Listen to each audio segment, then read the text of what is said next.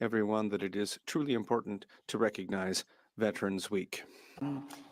So many military personnel, the brave men and women who have served our country, and let's not forget the people at DND and as well as the Legion members who do so much during Remembrance Week to raise awareness about this. And I just also wanted to thank the ones in my area of Algoma, Manitou, and Kapuskasing who do so much, as well as throughout Canada. I wish to inform the House that because of the ministerial statements, government orders will be extended by 24 minutes. Reports from interparliamentary delegations. Presenting reports from committees. Oh, sorry. Okay.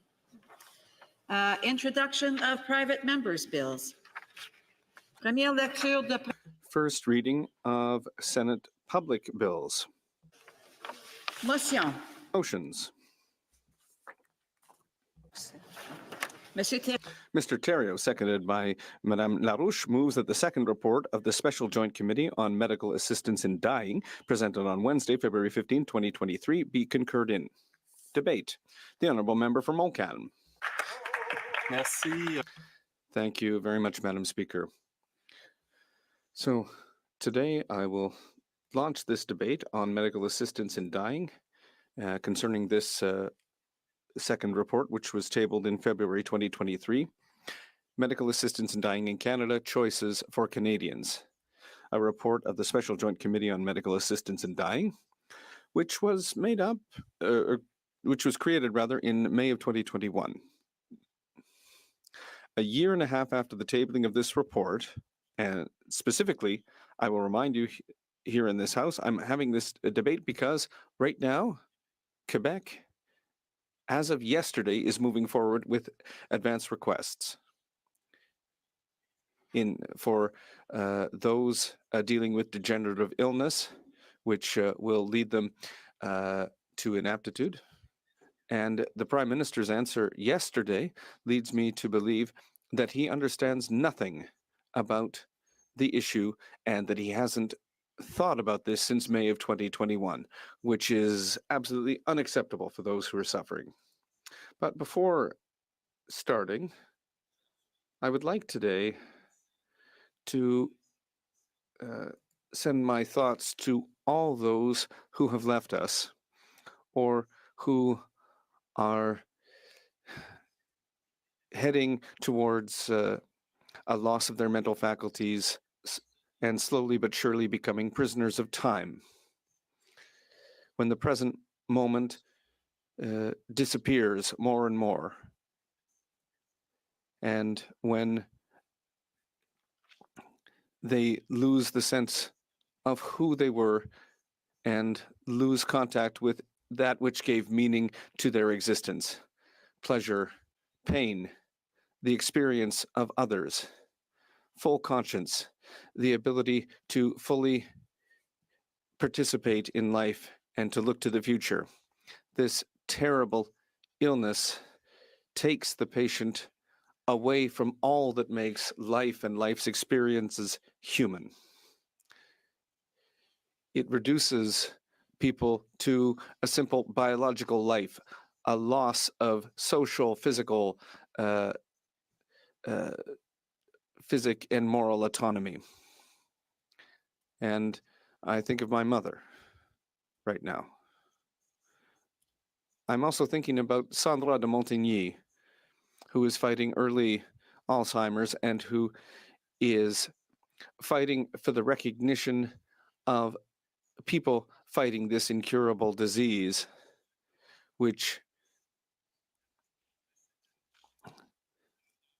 and who has been fighting for the right to advance requests for medical assistance in dying. People fighting Alzheimer's want to live as long as possible. They don't want to cut their lives short with medical assistance in dying.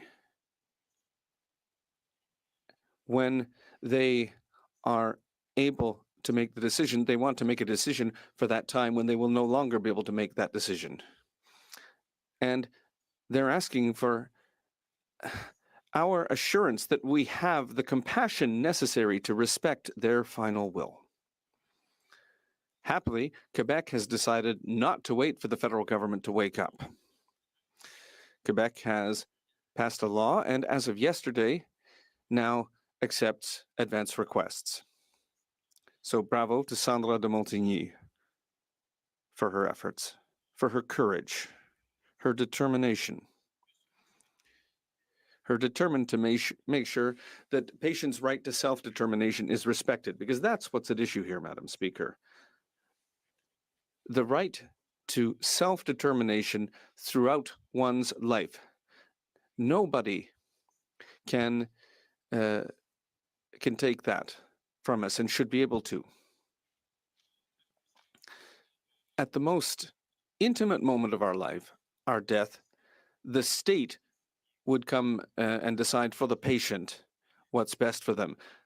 The role of the state, I will remind you, is not to decide on behalf of the patient what's good or not for them.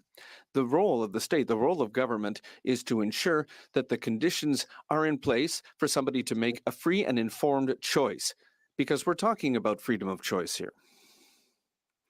Why then? Why are the Liberals supposedly champions of freedom of choice when it comes to abortion, when it comes to women's rights to make decisions for their own bodies? Why would they take away freedom of choice for a patient in a decision as important as that regarding their own death?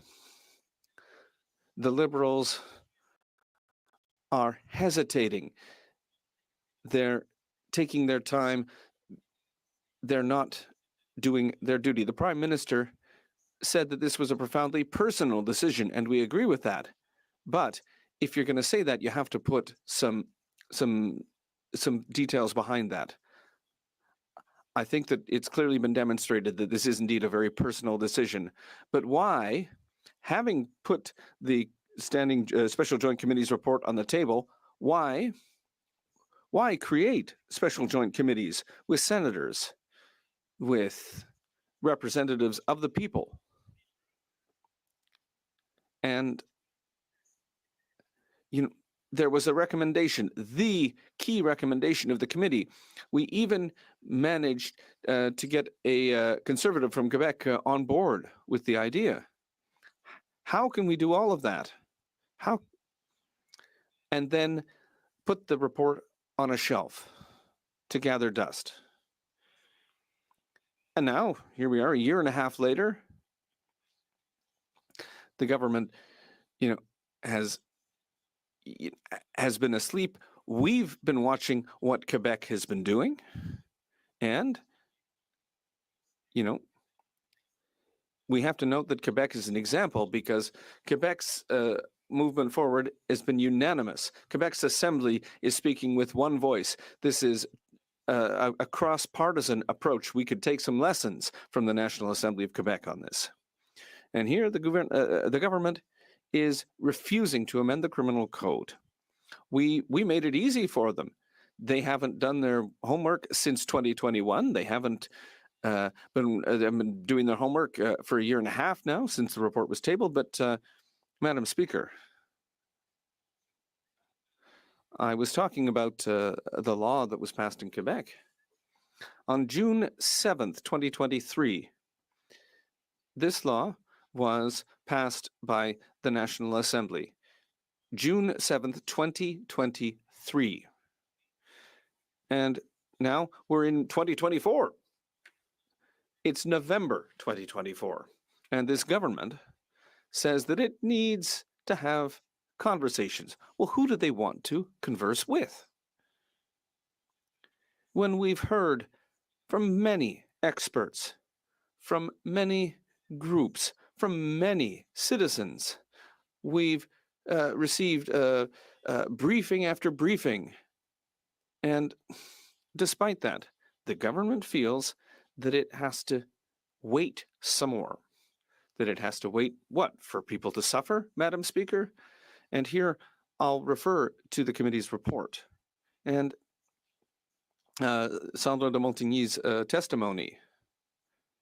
Sandra de Montigny expressed to the committee in an eloquent and moving way the feeling of peace that an advance request can have for those facing situations like hers.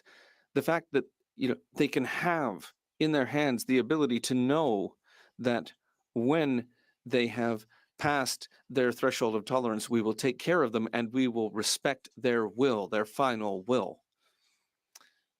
So that allows them to face the challenges before them in a more serene way. This is elementary humanism.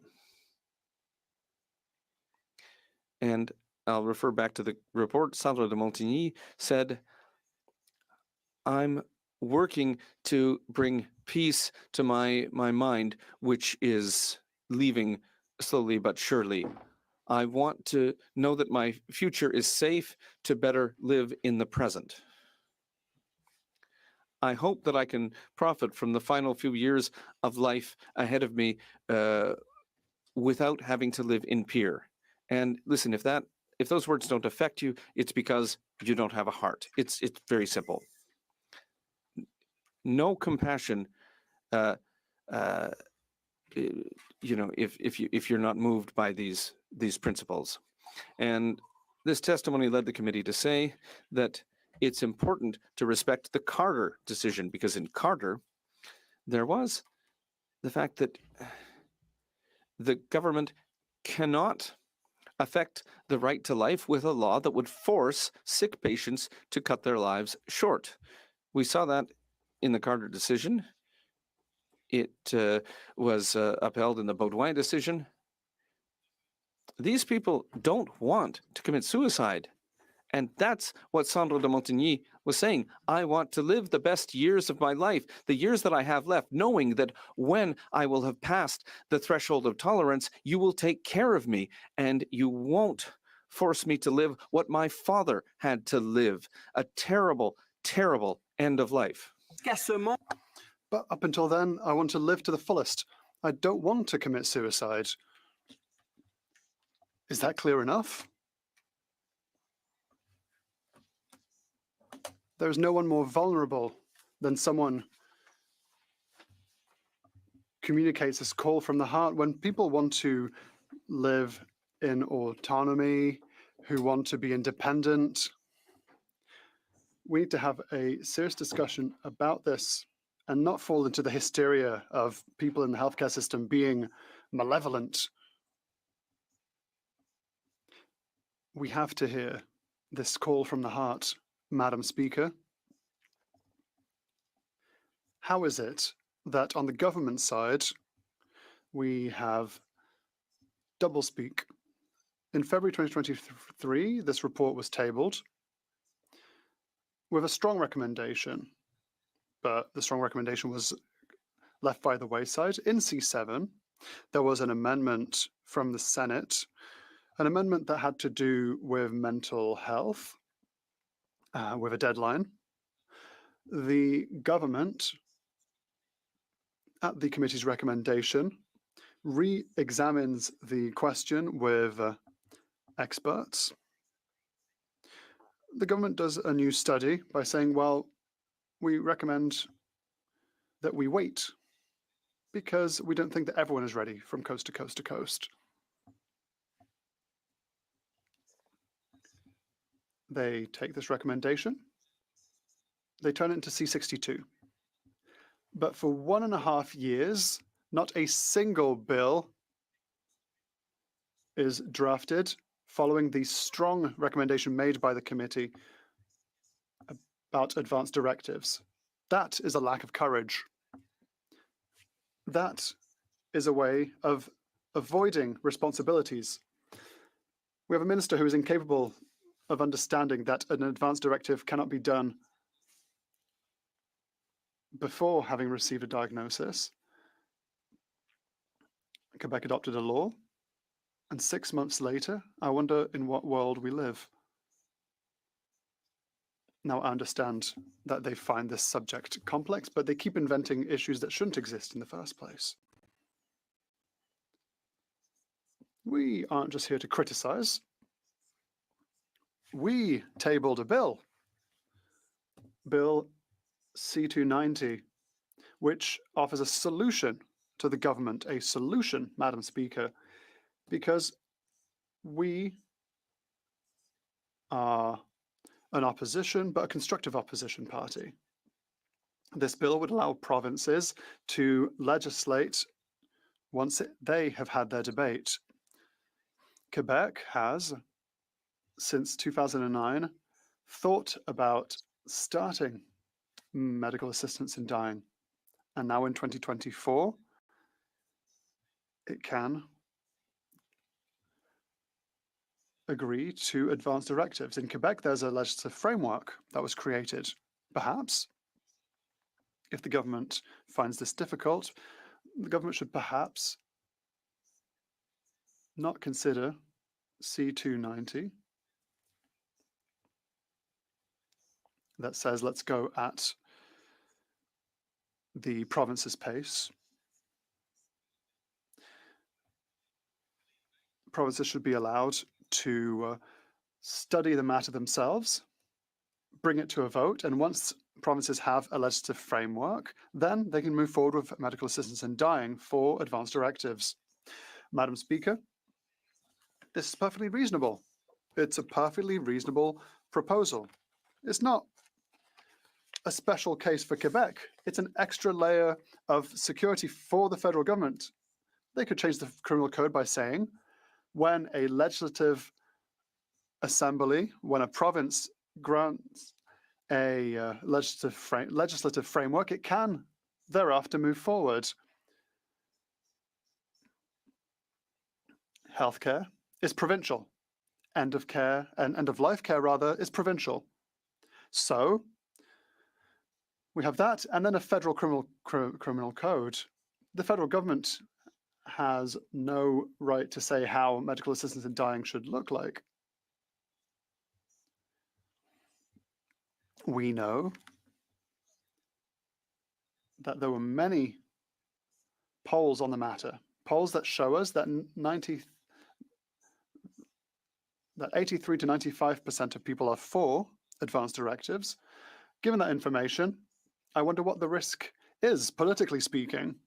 What is clear right now is that I feel that this government is scared of its own shadow. It does not have the courage to follow up on its convictions. Well, if they still have convictions, who knows? I thought that freedom of choice was an essential pillar of the Liberal Party that distinguished it from the Conservative Party. But no, Madam Speaker, we can criticize the Conservatives, but there is one thing that's interesting, is that we know what they think, and we know why they think it. They wear their heart on their sleeves. And so we know how to position ourselves on the other side. It's much more nebulous. How can they be so nonchalant with an issue such as this one that has to do with human suffering? What are the Liberals waiting for? I'll tell you what they're waiting for. And I'll tell you what the Conservatives were waiting for in 2015, because when the Carter decision asked Parliament to make a decision, this government was unable to manage medical assistance in dying beyond court injunction after court injunction. They did nothing until the courts told the government, you have no more choice. We compel you to change the criminal code. The government has never listened to patients, has never listened to the Canadians and Quebecers. In Quebec, 87 to 90% of Quebecers are for advance directives. It seems that we should move forward. Why is there an issue right now? There's an issue because the Canadian Association for the Protection of Medical Experts has always said you will always be protected insofar as you apply the most restrictive statute. Quebec was the most restrictive for the longest time. Then there was C7 and C14. Because in Canada, there was no statute that was as rigorous as Quebec's one. There's a criminal code. Quebec found itself in a situation where men and women, like Madame Gladu and Monsieur Truchon, could not have access to medical assistance in dying. C7 would have allowed it. And Quebec had to change its statutes. Madam Speaker, I call upon everyone's sense of duty and humanism, and I hope that everyone will put aside state paternalism and listen to Quebecers and Canadians. And I'm saying this directly to the government, that they take our private members' bill, make it their own if they want to.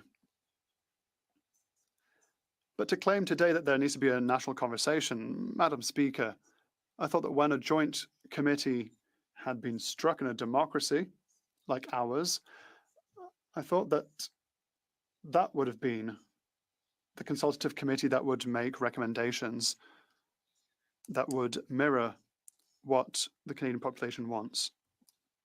Madam Speaker, I look forward to seeing what our colleagues will say during this debate, and I ask the government and I invite the Prime Minister to do his due diligence and to update himself on the matter so that we can change the criminal code, allow advance directives,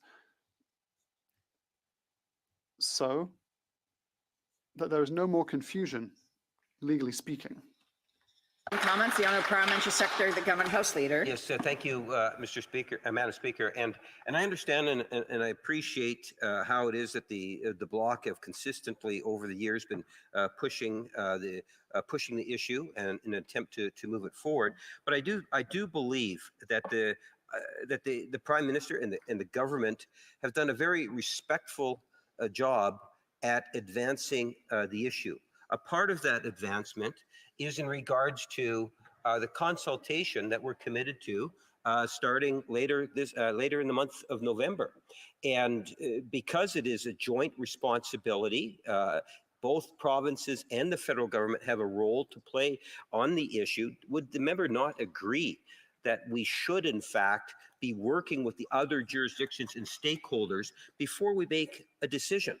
We know this whole subject matter has been very complex and at times difficult to even get any attention inside the House in terms of its advancement, whereas we finally have a government that has taken tangible action, moving by working with other jurisdictions and listening to what Canadians want. The Honourable Member for Montcalm. I would say that it depends on what the government wants. If they just want to confuse everyone, if they want to try and just kick the can down the road before an election, yes, then have a national conversation. At the end of the day, all that needs to be done is adopt C390 or table a similar bill. What would that do? It would mean that provinces that are ready to move forward will move forward. Those that are ready to have a debate will have a debate, and then they will move forward. And then advance directives will be available in those provinces. So I really don't understand, Madam Speaker, why the government wants to convince Canadians before they can have a debate in their own province. And no government, irrespective of its stripes, can make a decision on behalf of the entire population. And I think that should be a provincial debate. Questions and comments? The Honourable Member for Bellechasse-les-Échemins-Lévis. Salaberry-sur-Roi, rather. We're not quite the same. Our hair color is a bit different, Madam Speaker. In any case, I'm very happy to take the floor to very much commend my colleague from Montcalm, because I feel that he has eminent knowledge about this subject, and the minister should be envious of this level of knowledge. The Bloc Québécois is of a mind that the member from Montcalm understands this file 100%, much better than the Minister for Health, which is, in a way, regrettable. Now, my question is very specific, Madam Speaker. We hear many things about advance directives. what are sometimes misconceptions. We hear that the government doesn't have the courage to legislate rapidly to allow ailing people in Quebec and Canada to choose when they depart this mortal realm. Is it true that anyone can make an advance directive at any time for any reason? We often hear about a slippery slope and that everyone will be able to get it for any reason at all. That's what the opposition seems to think. So I'd like to hear what my colleague has to say. The Honourable Member for Montcalm. I'd like to thank my colleague for this question that allows us to note, of course, that very often people confuse advanced directives and advanced requests.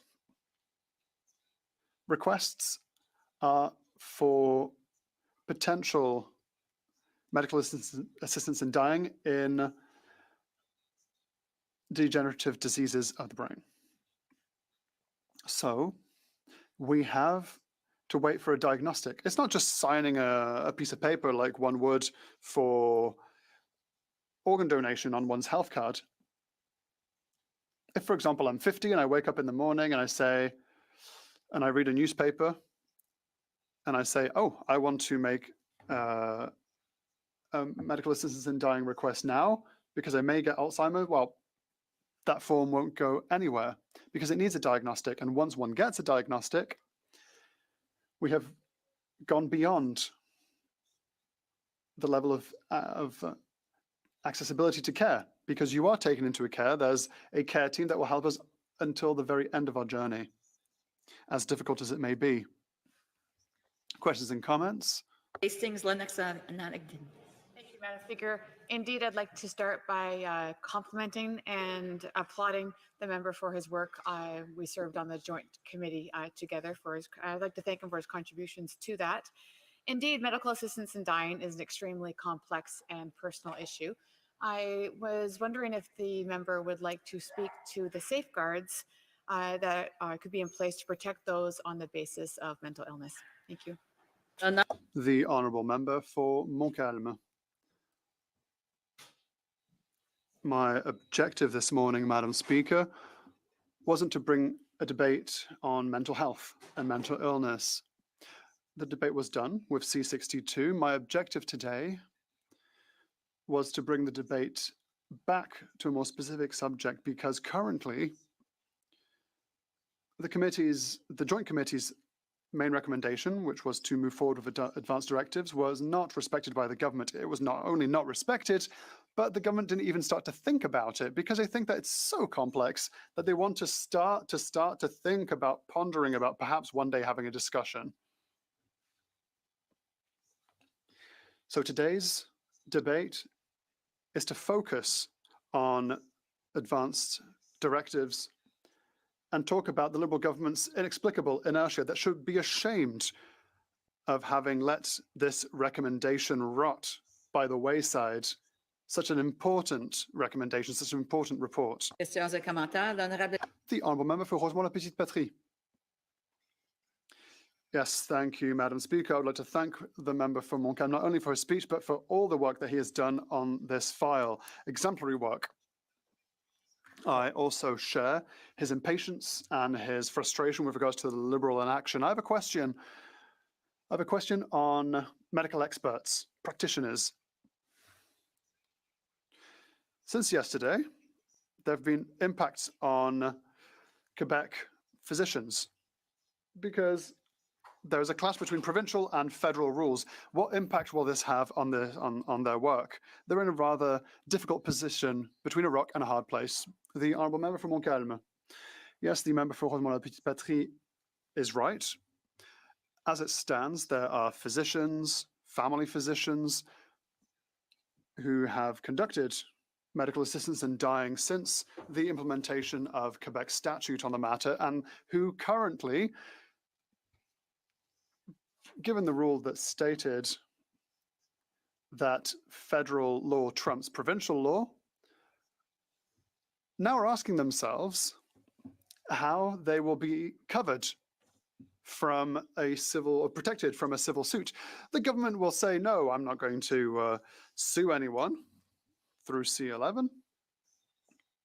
But these physicians know that they are not sheltered from legal troubles. A directive may have been issued, but the criminal code trumps these kind of directives. So people are less enthusiastic.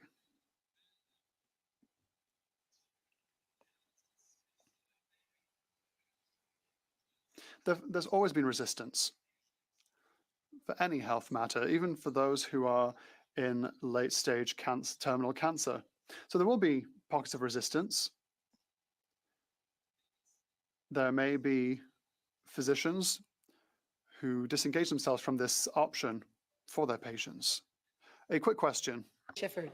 The honourable member for Shefford. Thank you very much, Madam Speaker.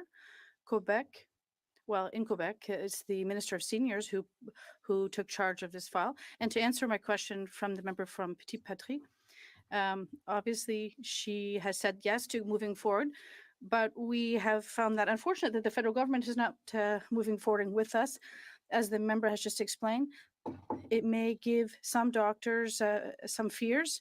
And what message does it send with the change of government? What will happen at the end of the day with this legislation and everything that's happening in Quebec, bearing in mind that there's an ideology of the Conservative government on this issue? The honourable member for Montcalm. Well, I said it during my questions to the government this week. I wondered if they realized the current political situation and the situation in Canada is such that if there's an election tomorrow, we will obviously be facing a Conservative government that has always been against any form of MAID. So the government has just washed their hands of this issue. They're not dealing with the issue. And it's a lack of political courage. I thought the Liberals had it, but they don't. And I find it strange to always hear them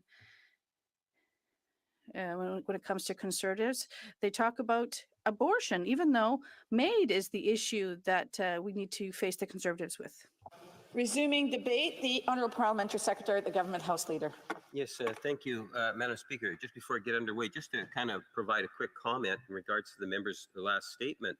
You know, he points out the issue of the Conservative Party and the Conservative Party's resistance to the issue. And I believe it's Bill C-290 that the Bloc is advocating for or advancing. It's a Bloc bill attempting to deal with the issue. And at the end of the day, this is the first time in which I'm hearing it on the floor of the House. And I would have thought members opposite, members within the Bloc Party, would have raised the issue with the leadership teams in hopes that maybe we might be able to work together on Bill C-290, at the very least, how it might actually be incorporated into some of the consultations that are going to be taking place. Madam Speaker, there is absolutely no doubt this is a very important issue. Since 2015, when the Supreme Court made a decision on the issue, it has been very much a hot topic for discussion for parliamentarians on all sides of the House.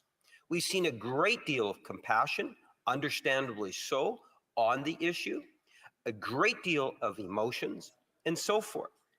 But before I get into the substance of what it is that the report is about, I want to make reference to why it is, again, that we find ourselves here talking about this particular concurrence report.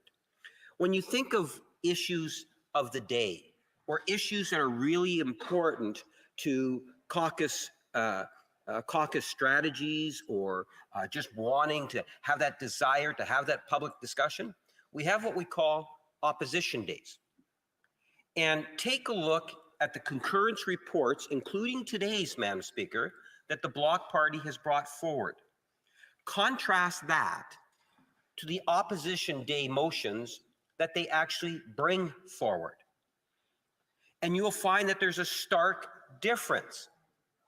Now, and the Bloc are not alone. You know, they'll bring forward a motion and say how important it is that we debate the motion. or the concurrence report, yet they never give it any attention during opposition days, when not only is it just a debate of a concurrence report, but you can actually have something at the tail end of your opposition day motion that will instruct an action of some form or another. So why is it that we're actually debating it today?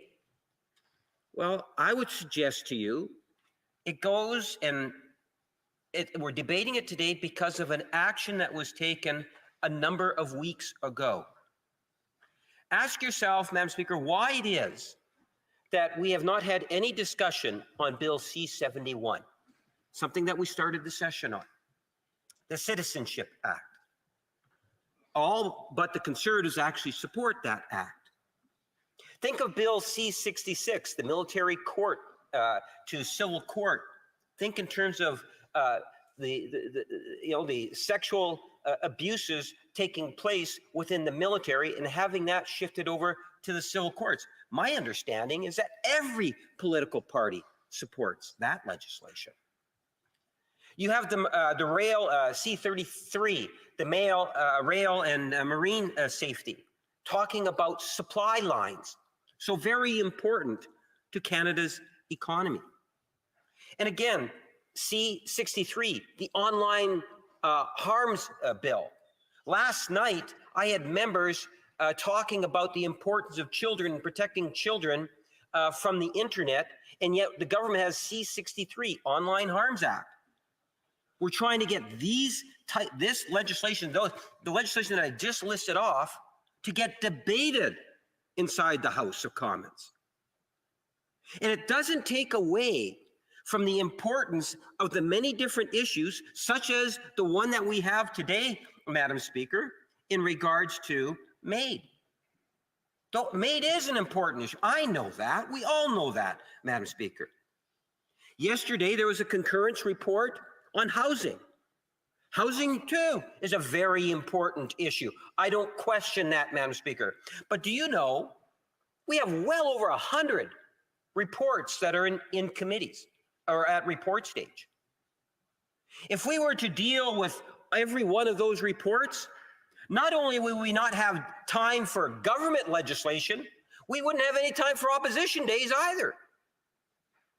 Not to mention confidence votes. I'm okay with that, Madam Speaker, as long as we get the budget passed through. But personally, I think that we have to ask the question why it is that we're preventing the House of Commons from being able to do the things that are important to Canadians. And where that can be easily amplified is by looking at the behavior that we see from the Conservative Party. So the Conservatives will stand up today and they're going to talk about MAID, as well they should, as well I will too, Madam Speaker. But let there be no doubt, the only reason why they're happy to talk about that particular issue today is because it feeds into their desire to prevent the government from having any sort of debate on legislation, let alone attempt to see legislation passed to committee, Madam Speaker. The Conservative Party is more concerned about their leader and the Conservative Party agenda than the agenda of Canadians. The types of things that we could be doing if, in fact, the opposition party, the official opposition party, would actually, for example, allow their motion to actually come to a vote.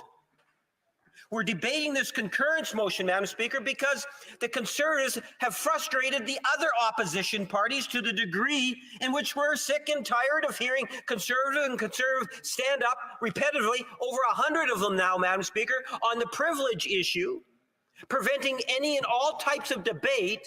So as opposed to listening to Conservatives speak on something that is absolutely useless, we're ensuring that at least there is some debate that's taking place on important issues, such as made, such as housing.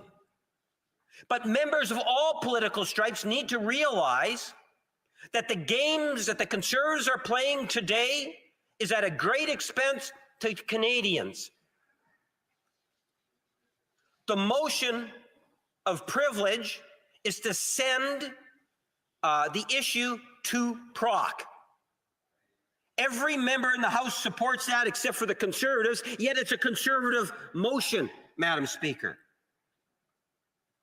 They're filibustering and bringing the House to a standstill unless you're prepared to think outside of the box and bring in a motion of concurrence. Madam Speaker, the concurrence, no doubt, is better than listening to the Conservatives continue to repeat and repeat speeches. I've attempted to address their speeches in great detail weeks ago. It's time that we change the channel, Madam Speaker. It's time that the leader of the Conservative Party start putting Canadians and the nation's best interest ahead of his own personal interest, ahead of the Conservative Party of Canada's interest, Madam Speaker. We need to start talking about issues that Canadians want us to hear about. I was pleased with the member from Bloc when he made reference to the province of Quebec and indications that the province of Quebec wants to move forward on this issue. And based on terms of what my understanding is, they're even taking substantial actions towards it, Madam Speaker. Advance requests for MAID is something that has been on the table and has been discussed.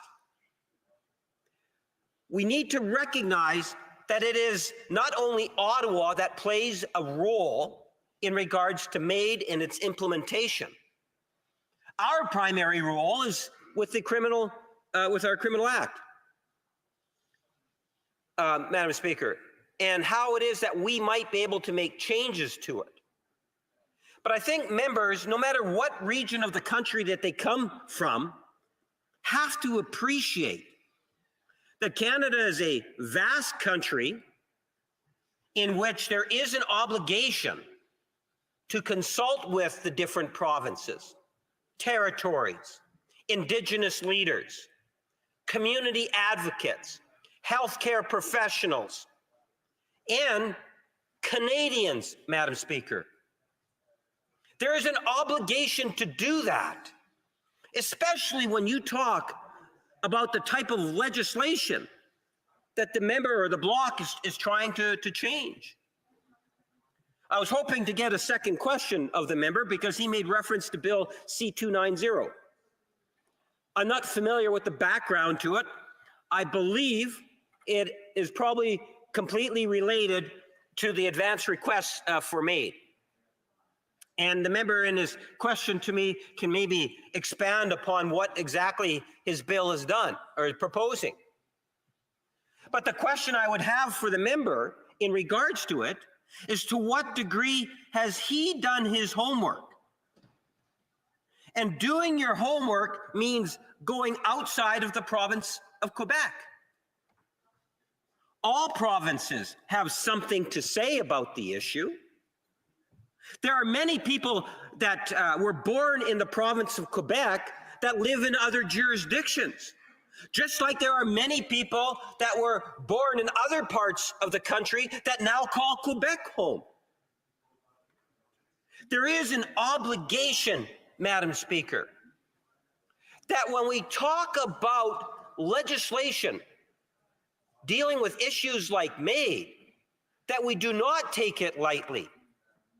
That because you might have one jurisdiction advancing it quicker than another jurisdiction doesn't necessarily mean that Ottawa can buy into it at a snap of a finger, or because one province jurisdiction is demanding it.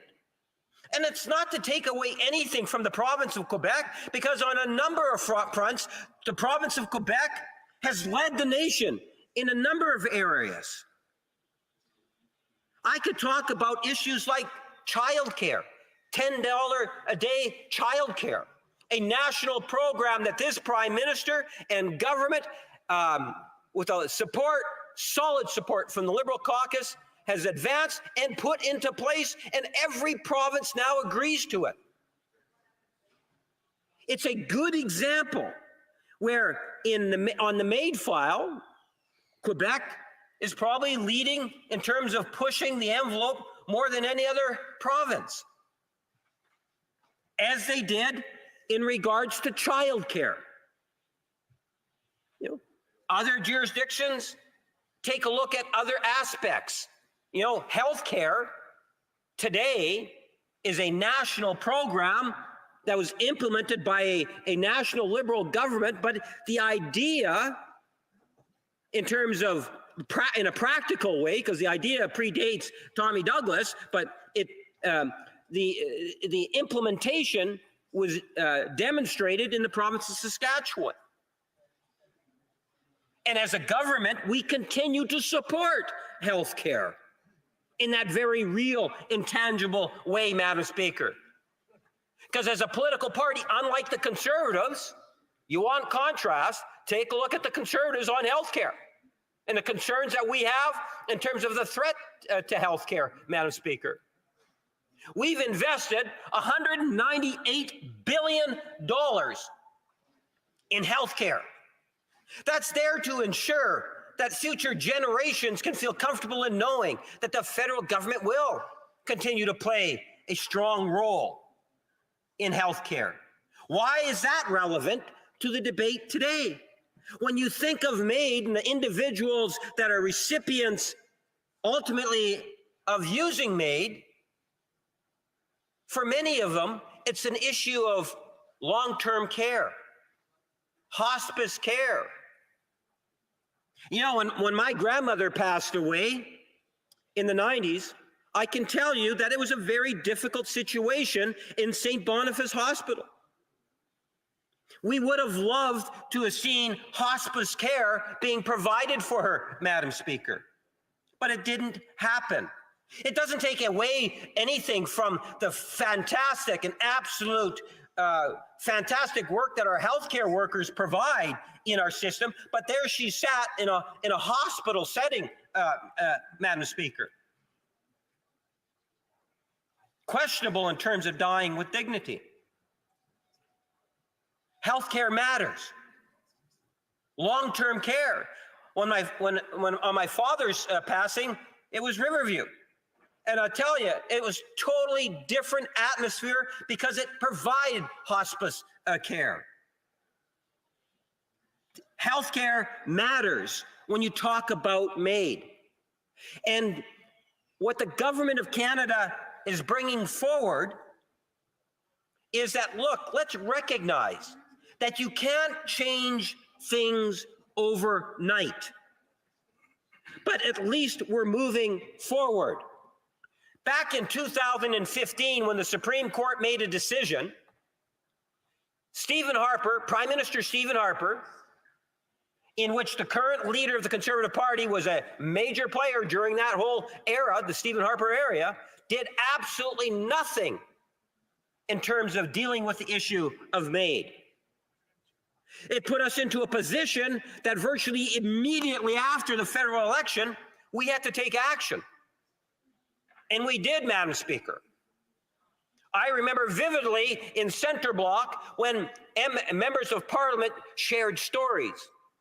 I remember the emotions. I remember many of my colleagues that sat on the committee that listened to Canadians from across the country on the issue. We all talked to constituents and conveyed our thoughts of our constituents here in Ottawa.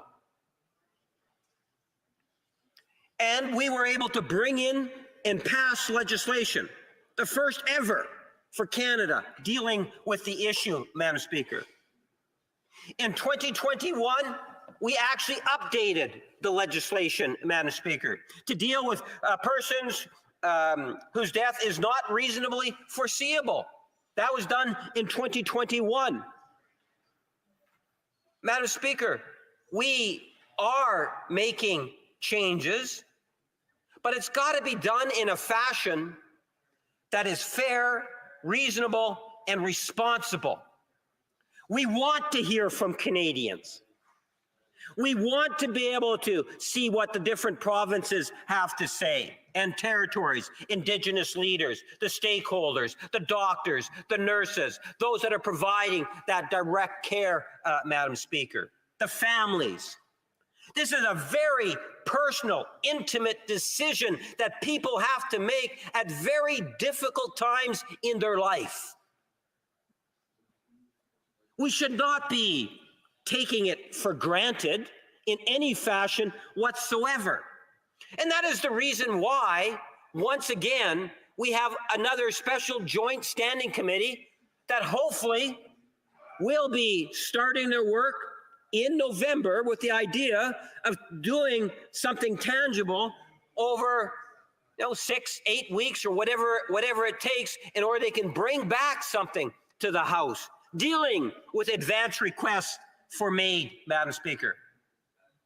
And that seemed to be the focal point of what it is the Bloc was talking about today. With less than a minute to go, I think, Madam Speaker, I want to bring it back to some of my other comments in regards to the government recognizes the importance of the issue of MAID. We have done that since 2015. We continue to recognize it and work with Canadians and the many different stakeholders that are out there, and we're committed to continue to do that. It is unfortunate that because of the games that are being played by the leader of the Conservative Party and the Conservative Party of Canada, that the government is not able to continue to have debated important pieces of legislation. Legislation that I made reference to, the Citizenship Act, the Military Court to Civil Court on Sexual Abuse, Online Harms Act, the Rail and Marine Safety Act. All of these are so important. I'm asking for the Conservative Party of Canada to stop focusing on their leader's best interest and to start thinking in terms of what's in Canadians' best interest, and that is to stop the filibuster and allow legislation, at the very least, to get to committee so Canadians can have their say. Thank you very much, Madam Speaker. Questions and comments? The Honourable for St. Albert, Edmonton. Madam Speaker, 2 weeks ago, the Ontario MAID Deaths Review Committee out of the Ontario Coroner's Office issued a damning report in which the committee identified multiple cases of abuse and non-compliance.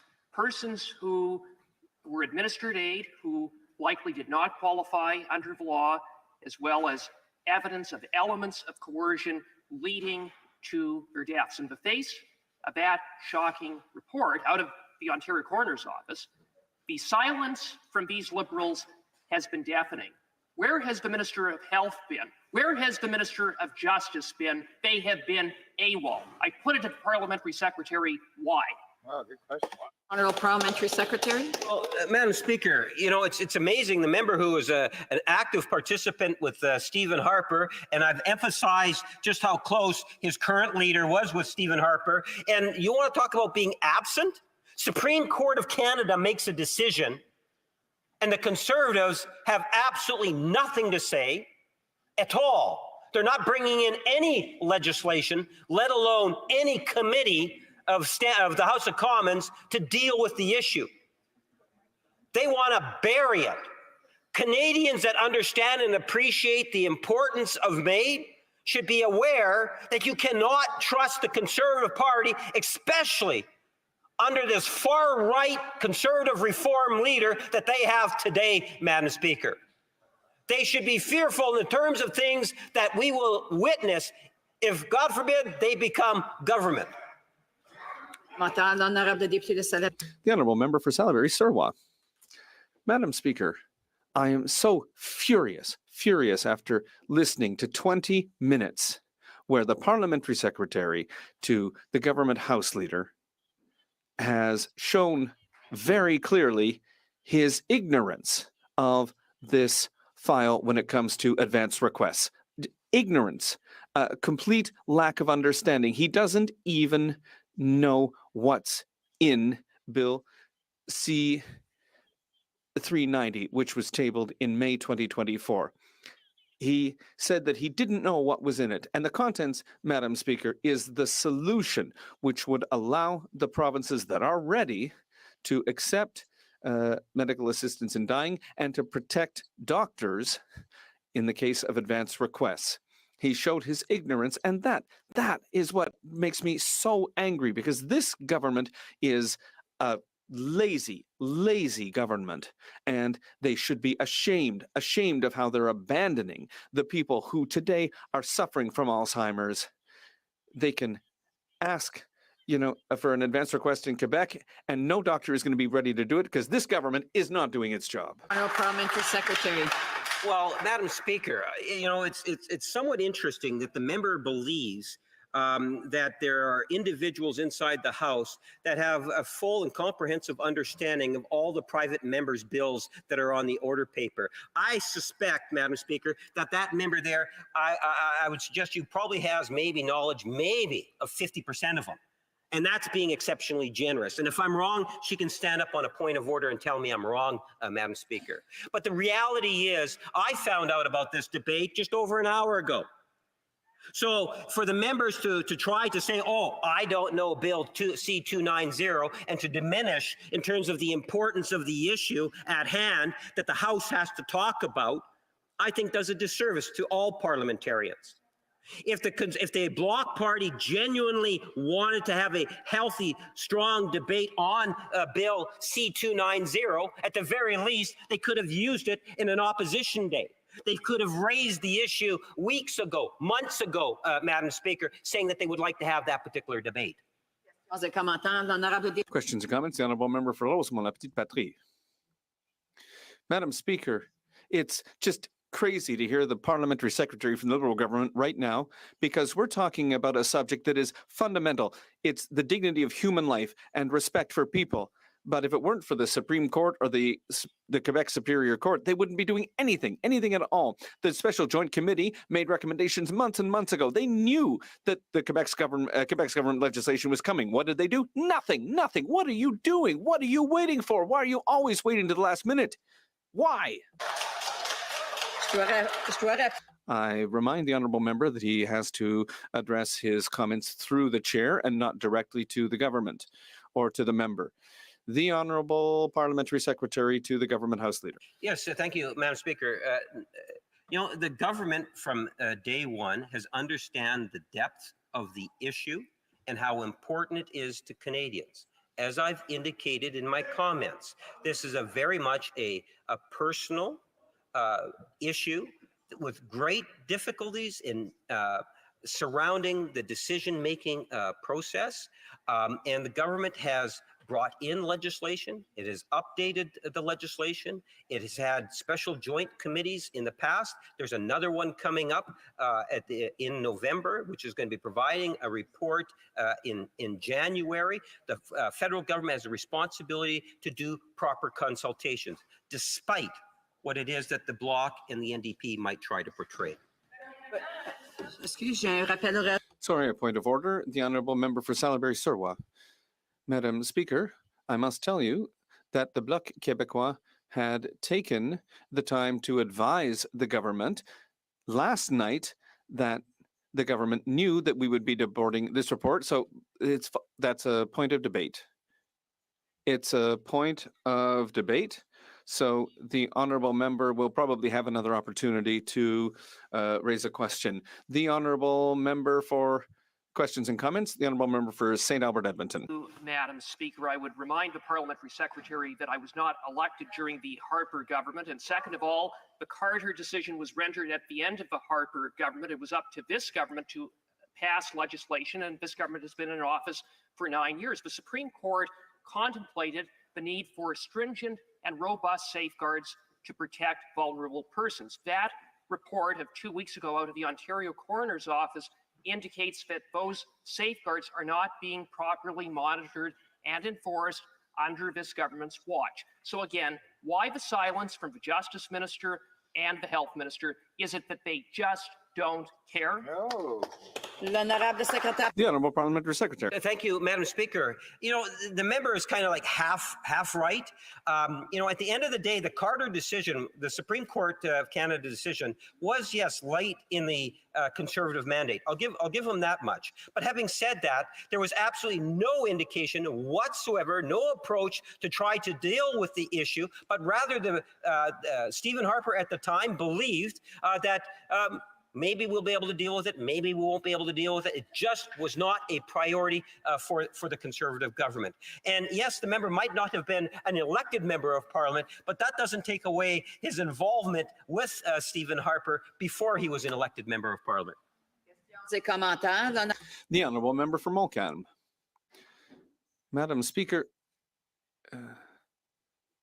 if the C7 wouldn't have been possible in past if C14 hadn't had an impact on people's lives. I'm very disappointed to hear my colleague because he hasn't read Bill C390. When he's responsible for procedure, he should be able to understand what bills have been tabled in the House and at least have some idea of what's in them, because he doesn't know. He's ignorant. He doesn't know what solution we've proposed, Madam Speaker. And, sorry, I will ask the honorable member to take back the word ignorant, as he knows we don't directly attack individuals. Another point of order, the honorable member for Rosemont La Petite Patrie. Madam Speaker, I'm having a hard time understanding the rules of this House. Recently, Conservative members attacked the members for Timmins James Bay, saying that he was anti-Semitic. The Conservatives are regularly attacking ministers by saying they're incompetent. Why can the member for Montcalm not say that the Parliamentary Secretary is ignorant? Once again, I have another point of order. The honourable member for Drummond. Madam Speaker, in French, there are subtleties. The word ignorant can be considered as an insult, but the word ignorant can also mean a state of being, the state of ignorance, the state of not knowing. In the context right now, I think that the honourable member for Montcalm is trying to note that the member for Winnipeg North was not aware, was not familiar with the dossier. It's not an insult, it's a state of being. So it seems that it's the definition or the way that it's been used. So I just want to make sure that we're not attacking personally the members, and that it's better to go on speak out against policies instead of individual people. I think maybe it's me who had there's a lot of differences between the interpretation. That's the word that I'm looking for. So if I didn't interpret properly, I'm sorry for that. The honorable member for Mirabel, are you in the right seat? Yes, Madam Speaker. With all respect, I think that it's an important point to add to the debate on this point of order. It's the Parliamentary Secretary himself indicated in his speech that he was not up to date and that he had not read the bill, that he was not aware of what's in the bill. So indirectly, we can't say indirectly what we can't say directly. So as the Parliamentary Secretary himself said that he was ignorant of this, should he have to take back his words? Well, listen, I think now we're heading into that's not really the right direction to go here. So I will go back to the member for Montcalm. Madam Speaker, I didn't say that the Parliamentary Secretary was ignorant. I referred to the fact that he is not aware or not familiar with or is ignorant of the bill. And that means that he can't understand that it is the solution, the most reasonable solution, because it respects the need that certain provincial legislatures will have, to the fact that they will need to have additional debates within their parliamentary democracy, but it doesn't prevent those that are ready, that have put a legal framework in place, to go forward. And Madam Speaker, unlike what he says, I've done my homework and I worked with people across the country. He's the one who has not spoken to all Canadians, because Canadians are in majority behind advanced requests. He doesn't know it. The Honourable Parliamentary Secretary. Well, Madam Speaker, the member doesn't know that. And quite frankly, there are hundreds of private members' bills that are on the order paper. And it's not my responsibility to read 300 plus private members' bills. And there's all sorts of debates that come up inside the House of Commons. And every time you have an issue debated, are you suggesting that whomever it is that's speaking should actually do private members' bill research to make sure that they give some reference to the person that maybe brought in the private members' bill?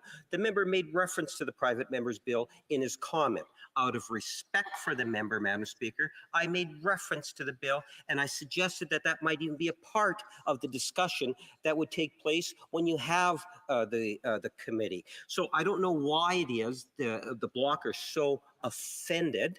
You know, my apologies for not knowing the details of all the hundreds of private members' bills, if that's what he's trying to get at.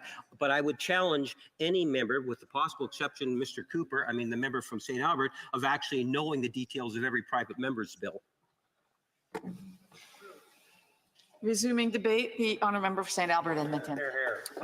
Thank you, Madam Speaker. Under this Prime Minister's watch, actually, before I do that, I'll be splitting my time with the member for Bellechasse, Letchemins Levy. Madam Speaker, under this Prime Minister's watch, Canada's MAID regime is broken, and this Prime Minister broke it. His government is the architect of establishing a MAID regime that serves as a warning to governments around the world who are contemplating, perhaps implementing a MAID regime, of what not to do. And the world is taking notice.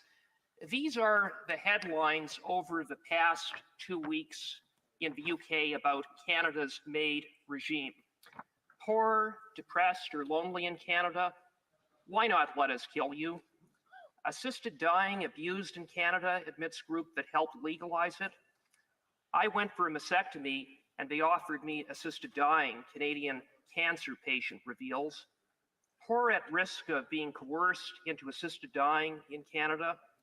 Canada's assisted death rush is a grim warning. Euthanasia doctors in Canada struggle with the ethics of killing vulnerable patients. Dark lessons from Canada. Once assisted dying is legal, the boundaries of what is permissible expand. This out of The Telegraph, The Times of London, The Independent, The Critic, over just the past 2 weeks. UN experts have condemned this Prime Minister's MAID regime, including the UN Special Rapporteur on the rights of persons with disabilities. And here at home, virtually every disabilities rights organization has been sounding the alarm for years. The lives of persons living with disabilities are uniquely at risk after this government recklessly removed any connection between the foreseeability of death and eligibility for MAID. For years, there have been credible reports of widespread abuse, non-compliance with the law, and persons who were administered MAID under highly questionable circumstances, to put it mildly. And in the face of those credible and disturbing reports, do you know what the response of the Prime Minister was, Madam Speaker? He accused those who were sounding the alarm that vulnerable persons were falling through the cracks as being blinded by ideology. How callous on the part of the Prime Minister, and how ironic, because it isn't those who are calling the alarm who are ideological, but the Prime Minister himself. And Madam Speaker, if there was any doubt about the credibility of those reports of abuse and non-compliance, those have surely been put to rest in the face of the bombshell report of 2 weeks ago from the Ontario MAID Deaths Review Committee out of the Ontario Coroner's Office. I emphasize that this is a committee comprised of medical professionals, legal experts, as well as MAID assessors. The report found that vulnerable persons face potential coercion and undue influence to seek MAID.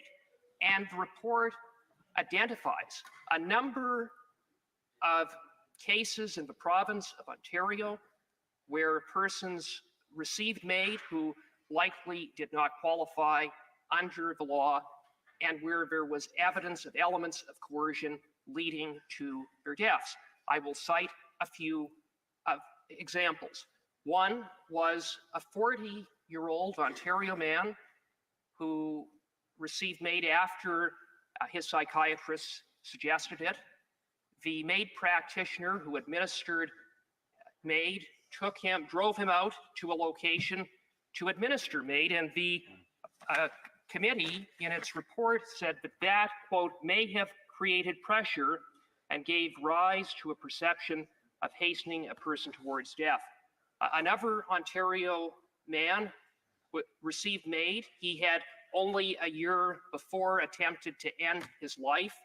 He suffered from ulcers, had suicidal ideation and severe personality disorder. In all likelihood, he didn't qualify under the law, but he received MAID.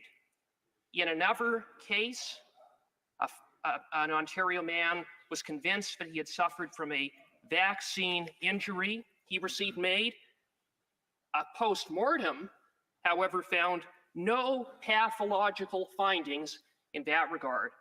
And then there is the disturbing case of a 50-year-old London, Ontario woman who received MAID due to a lack of adequate housing for her to live in a home having regard for her symptoms of multiple chemical sensitivity syndrome. And there are many other disturbing cases. Alarm bells should be going off at the Department of Health and the Department of Justice. But instead, these shocking findings have been met with silence on the part of the Minister of Health and the Minister of Justice. It's as if they don't care.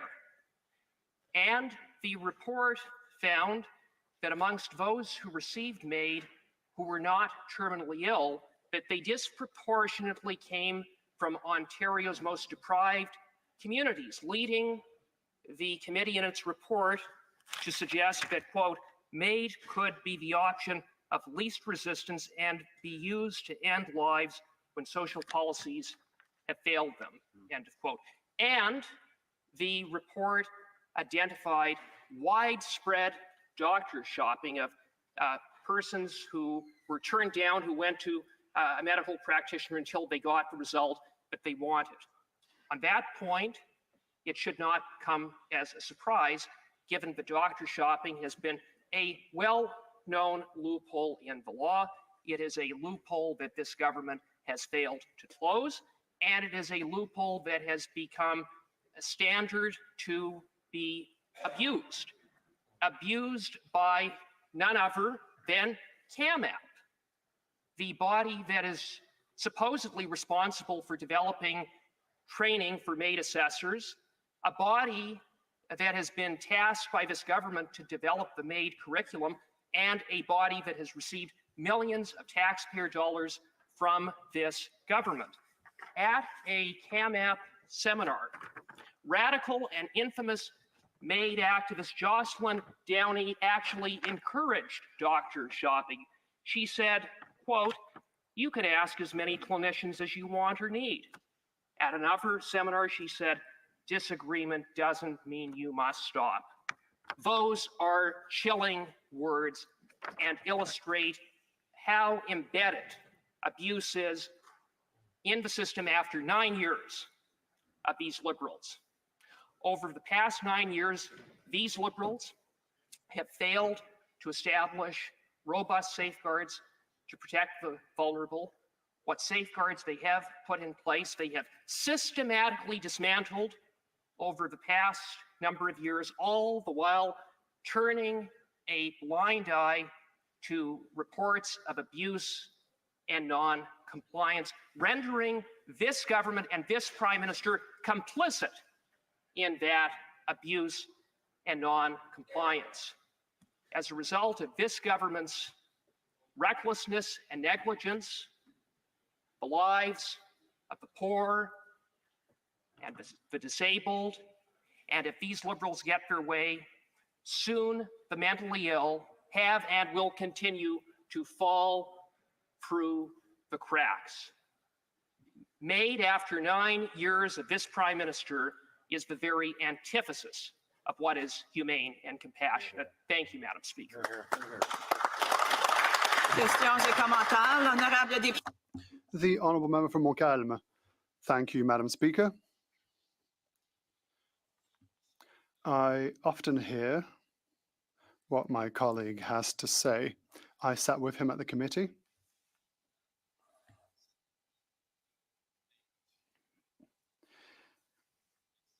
This should be studied, yes. Mental health should be studied, yes. For the benefit of the people in this House, I would ask him to table the documents that he has referred to. It'd be interesting to read them.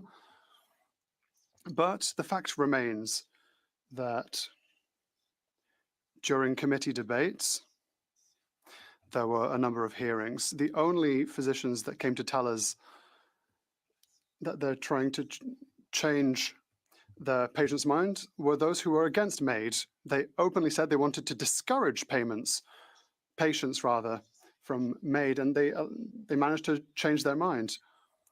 And I said that this went against Quebec law. It went against the Physicians' Code of Ethics, and it didn't seem to bother them. What I would like to say is that I hope that, given that healthcare is provincial, I hope that the Ontario government has started legal proceedings against those that have tried to persuade people not to obtain MAID in order to try and change their mind. Just a quick point. You keep pointing out that I need to stop my question, but perhaps I have risen because no one has risen. Just because no one has risen now doesn't mean that other people don't want to ask a question. The honourable member has had 1 minute 30 to ask his question already. Order. Order. I have recognized the honourable member. He rose. There may be other questions from others. The honourable member will have time for a second question if there's still space. So we have been at this for over 90 seconds. The honourable member has only 5 minutes for questions and answers. Is that a point of order? The honourable member from Montcalm. I ask for a touch of equity in this House, and you are affecting my privilege here in this House. After 30 seconds, you're already telling me to wrap up, whereas it is customary to see how many people rise before making that kind of decision. So a point of order, because you keep doing that against us. As I have already mentioned, there were 5 minutes of questions and answers. We are now at 3 minutes and 19 seconds. Time has been stopped. The honourable member, if he wants to finish his question, can do so. I would like to see if someone wants to ask a question. Perhaps other members wanted the honourable member to have the first question. I try to be equitable with time with everyone. If the honourable member would like to finish his question, he could do so, and then we'll move on to the answer. The honourable member from Montcalm. No? No questions. The honourable member for St. Albert Edmonton. Thank you, Madam Speaker. I want to thank my colleague from Montcalm. Indeed, we did serve on the special joint committee together, and he wasn't able to quite get to his question, but if I took what he said and the context in which I believe he put it with respect to advance requests, if that was what in fact he was alluding to, what I would say is that the committee was seized with a number of different issues, advance requests being merely one of those issues, and in the face of that, or given that, there was insufficient time to properly study that complicated issue. I understand that the National Assembly has studied it, but we didn't study it in a sufficient way. And so that is what I took away from the Special Joint Committee, and why Conservatives or some Conservative members issued a dissenting report that said at the present time we were not ready to proceed with advanced requests due to insufficient study across Canada. Questions et commentaires, l'honorable secrétaire. The Honourable Parliamentary Secretary to the Government House Leader. Yes, thank you, Madam Speaker. The Government of Canada has made a commitment to have a national discussion on the issue, which would incorporate people of Canada, provinces, territories, Indigenous leaders, the different stakeholders, doctors, healthcare workers, and so forth. And I'm wondering if the the member can provide his thoughts in terms of the importance of doing that consultation before any form of legislation is actually brought through the House. The honourable member St. Albert Edmonton.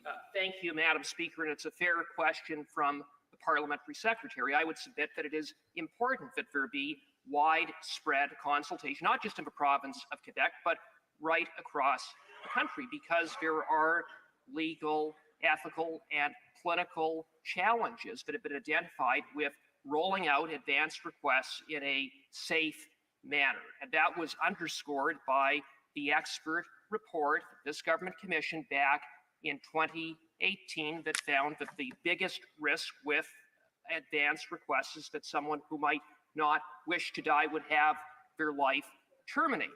And that is a serious risk. So we need to have widespread consultation to ensure that it can be done safely and to ensure that there are appropriate safeguards in place. Reprise de débat, l'honorable député. The Honourable Member for Bellechasse-Zitchma-Lévis. Thank you very much, Madam Speaker. It's always an honour to stand in this House and to have the privilege of being able to speak to various matters. What a great privilege. And so I'm very grateful every time I can rise. Today, we are talking about medical assistance in dying, Madam Speaker. This is a question that I know very well.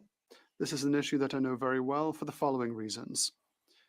In a past life, in a different parliament, I was able to reflect upon this question in a non-partisan way.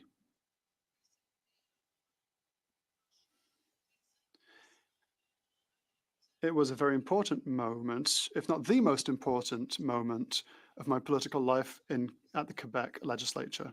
Before speaking about this, Madam Speaker, I heard what my colleague from Montcalm had to say in his speech. I would never take away from him the work he has done and the knowledge that he has on the matter and the work he has done for medical assistance in dying. But what I will not accept this morning, Madam Speaker, is that through this question, parliamentarians are insulted. I'm a Conservative. I'm well known in Quebec, well known for my position on medical assistance in dying. My Conservative colleagues know it. Everyone knows it. It's not a secret. And so, hearing that just because we're not like him, just because some people disagree with him, that means that we are heartless and that we have no courage, that is not how we will be able to convince parliamentarians, various parties, to go forward. I'm sorry to say, but I have personal experience, both personally and professionally. I have been a member for a long time. I was a minister in Quebec. That's not how we move things forward. That's not how committees were struck in Quebec. It was impartial. There was good discussion. Never did I hear any insults. Beyond that, it's true that since yesterday, advance directives are now allowed. If the member for Montcalm found this to be so important, then answer me this, Madam Speaker. Why did the leader of the Bloc Québécois not use the lever that he had when he was propping up the government? How come the Bloc Québécois did not choose C-390 as one of their sine qua nons with the Liberals to maintain them in power? Am I right? Today, they rise in the House, and now I understand that he's perfectly sincere. I sat with him at the Quebec legislature, and I wonder why it's him who's rising and not the member for Abitibi Bay James Nunavik EU, because it's his bill. But that's a different kettle of fish. We would have liked to have heard what Ms. Bérubé had to say. We are not allowed to name people who are not in the House or mention if they are in the House or not. The honourable member. Yes, my apologies, Madam Speaker. I won't have the same level of attitude with you than others have had. How come the Bloc Québécois isn't seizing this opportunity, knowing that in Quebec, things were about to change? They knew it. They tabled this bill, C-390. They tabled it on the 22nd of May, 2024. They wait for the day after the implementation of this matter in Quebec to say that, well, no one here has a heart. Everyone's terrible. What did the Bloc Québécois and their leader table as a sine qua non? 2 bills, one about pensions, one about supply management to prop up the government.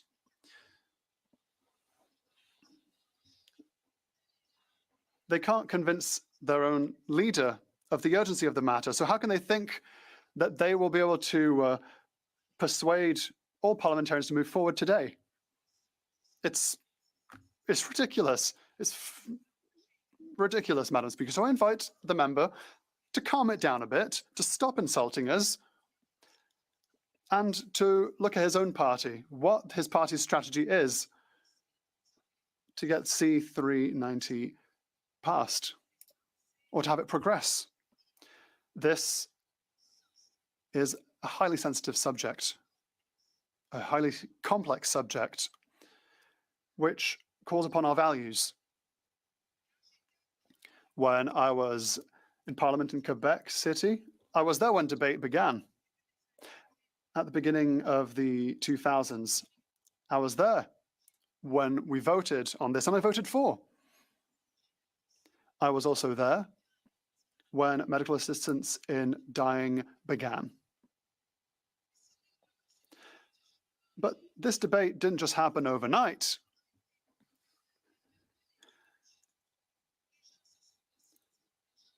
The subject was triggered. People sat around the table. They thought together. They discussed together. This was a cross-partisan committee that discussed the matter. And a position was reached that of moving forward with medical assistance in dying. Parliament spoke. And Madam Speaker, in my own political party in Quebec City, there were people who voted against. And that's fine. Why? Because it calls upon something that is personal, that is visceral, that calls upon our values, that calls upon our conscience. And I think that that is important to note. Madam Speaker, it's political swordplay. We have to be partisan. But the Conservatives have a strong shell. But let's rectify certain things. My colleague, the leader in the House, rose to say that we are terrible when it comes to healthcare, that we do nothing for healthcare. I just would like to remind this House that I saw the following. When Prime Minister Harper was in position, it's thanks to him that Quebec got its first asymmetrical agreement with Quebec. My colleague for Lévis-Lotbinière was here as well. I was in Quebec City, and I saw it happen. So, the Conservative Party is the only party that's listening to provinces.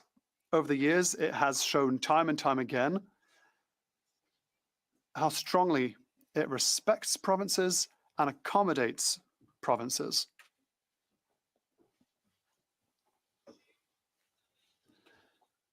Throughout my career, Madam Speaker, I had to make decisions that were easier to make than others. As Minister for Labour, I changed labour standards, labour code.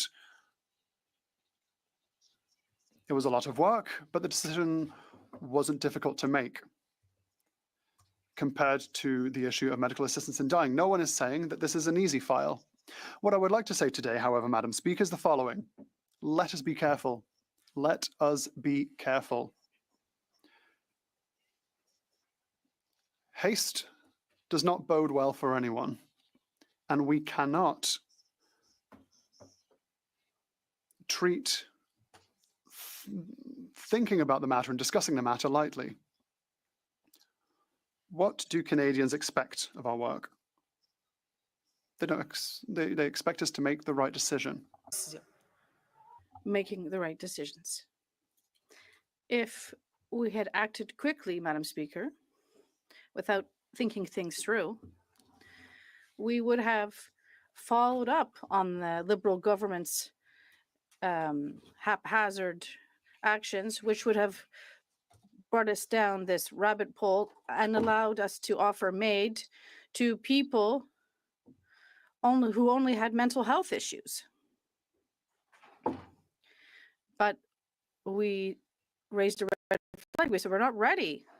We studied this issue and convinced the government to not apply it as of 7 March 2023. And we extended the deadline by 1 year until 2024. And then at the end of the day,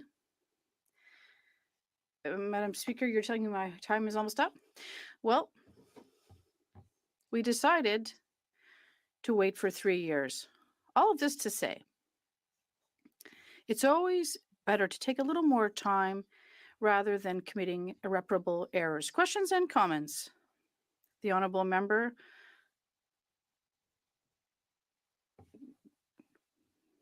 When you think in terms of MAID, it is something that is deeply personal and complex. And for individuals that are put into the position to have to make these decisions, it's very difficult and it's very emotional. I believe that the House of Commons, as parliamentarians, all of us have very passionate opinions on this issue. And at the end of the day, that there is an obligation for us to fully participate in the consultations through the Special Standing Committee that the Government of Canada is advancing. That'll be taking place in November and could go 9, 8, 10, 12 weeks. I'm not too sure of the exact time frame, but that's a very important process given the nature of the issue, and that those stakeholders are afforded the opportunity or an opportunity to be able to be engaged on this issue. The honourable member for Bellechasse-les-Échemins. Lévis. Thank you. You're right. We can never consult too much, particularly on issues like this one. And I understand how some people can be impatient, but once again, if it was so urgent, Madam Speaker, I think that the Bloc Québécois would have taken the opportunity they had to table this bill with respect to their strategy and the Conservative Party with respect to supply management and OAS. The honourable member for Drummond. Thank you, Madam Speaker. I'd like to thank my colleague for Bellechasse-les-Échemins Lévis for her speech, and also in terms of her advice and with respect to our strategy at the Bloc. Her criticism is, of course, allowed, but when I look at the polls lately, the most recent one says it's 43 versus 23% for the Conservatives in Quebec. Well, with respect to our leaders' strategy in Quebec, things are working better. But the member for Montcalm and his questioning in terms of he was the one who was speaking, even though my colleague from Abitibi Bay James. Well, the member from Montcalm has been on this file for years. It's something close to his heart. He knows it very well. And he even underscored the excellent work of my Conservative colleague who has criticized him. So, Madam Speaker, I find this hard to hear. But my question to my colleague, one of the member for Montcalm's criticism is that the Conservatives were against MAID and that the Liberals lacked political courage. Can the colleague say no? On the contrary, the Conservatives, unlike what the member was, will support this measure and are favorable to MAID? The honourable member. When Bill C-390 comes to House, we will be pleased to study it. The honourable member for Rosemont-le-Petit-Patrie. Thank you, Madam Speaker. I'd like to thank my colleague for her speech. She put a great emphasis on not acting too quickly. And that's, I think, that was kind of the overarching theme of her speech. Well, I'd like to start the debate on MAID around 2018, and it's been going on for quite some time. And there was a mixed committee that established recommendations. The courts have intervened, and it has been under study for quite some time. We have to take action. Yesterday, the Quebec government gave a directive saying that advanced requests were now allowed. And it doesn't meet the criteria of the Canadian Criminal Code. We're not acting too quickly, but since yesterday, we've had a problem. There is a Quebec consensus. And if we respect provinces and Quebec, why would the Conservatives not bring themselves in line with Quebec's decision? The honourable member for the Saint-Chemin. Madam Speaker, it's the government in charge that can decide when this bill will come to the House. I would be happy to look at it. Thank you. Resuming debate, reprise du débat. The honourable member for Rosemont-le-Petit-Patrie. Thank you very much, Madam Speaker.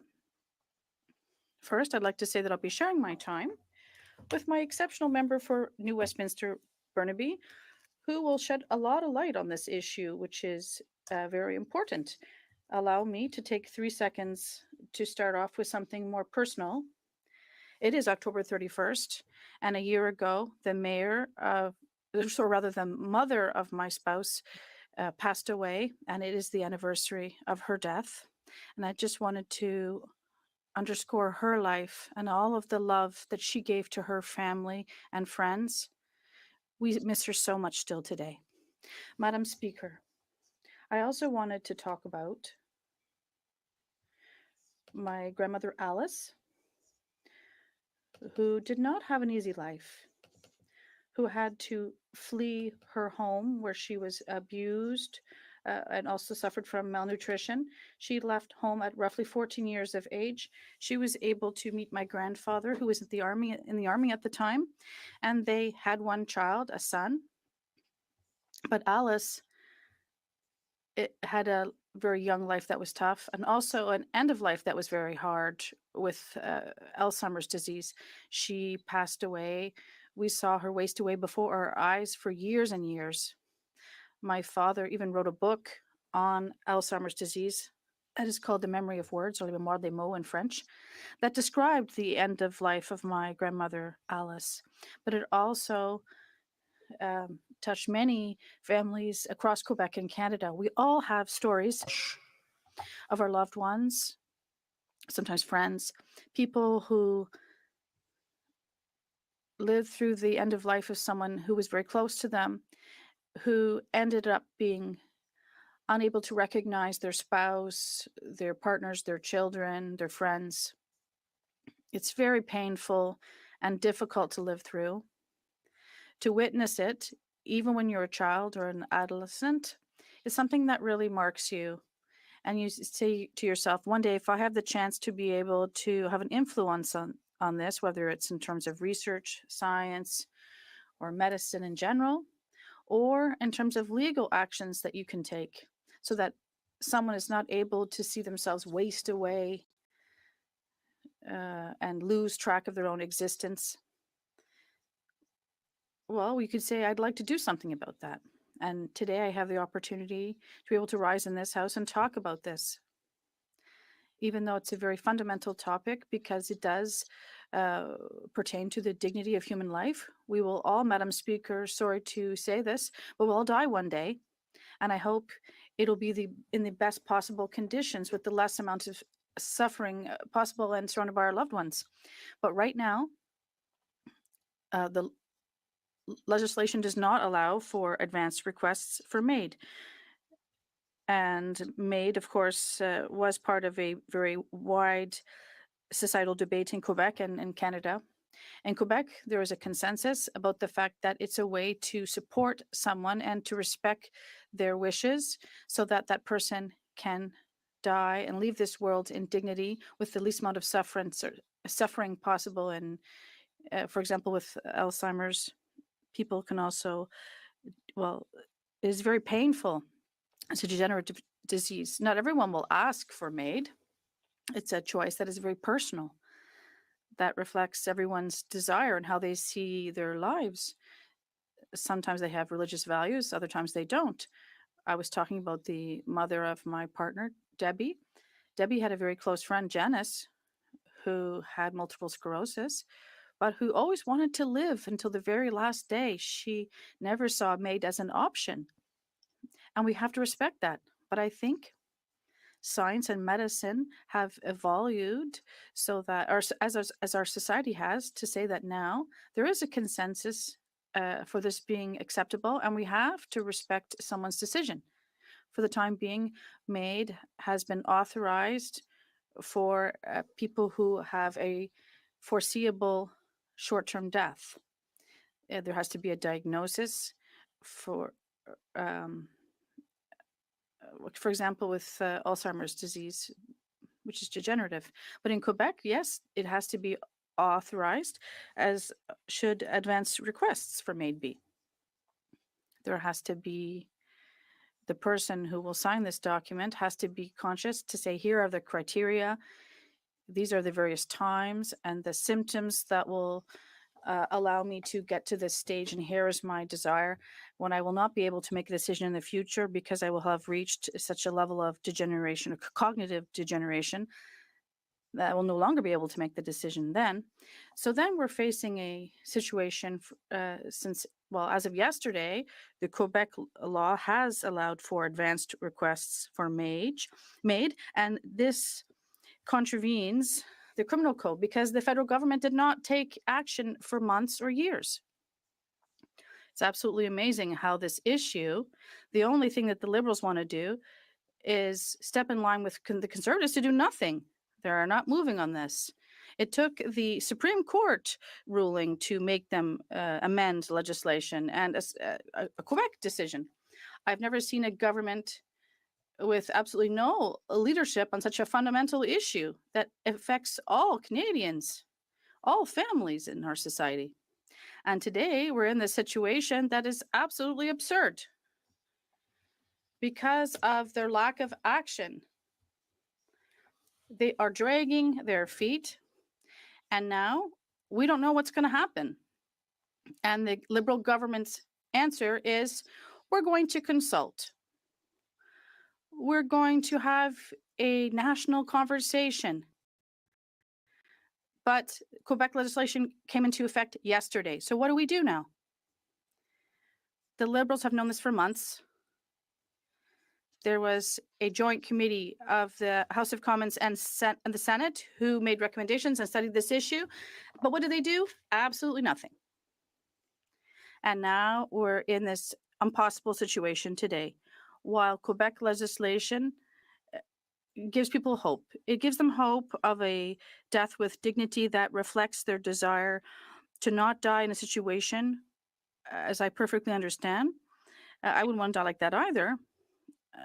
And I think it's what a lot of people would feel.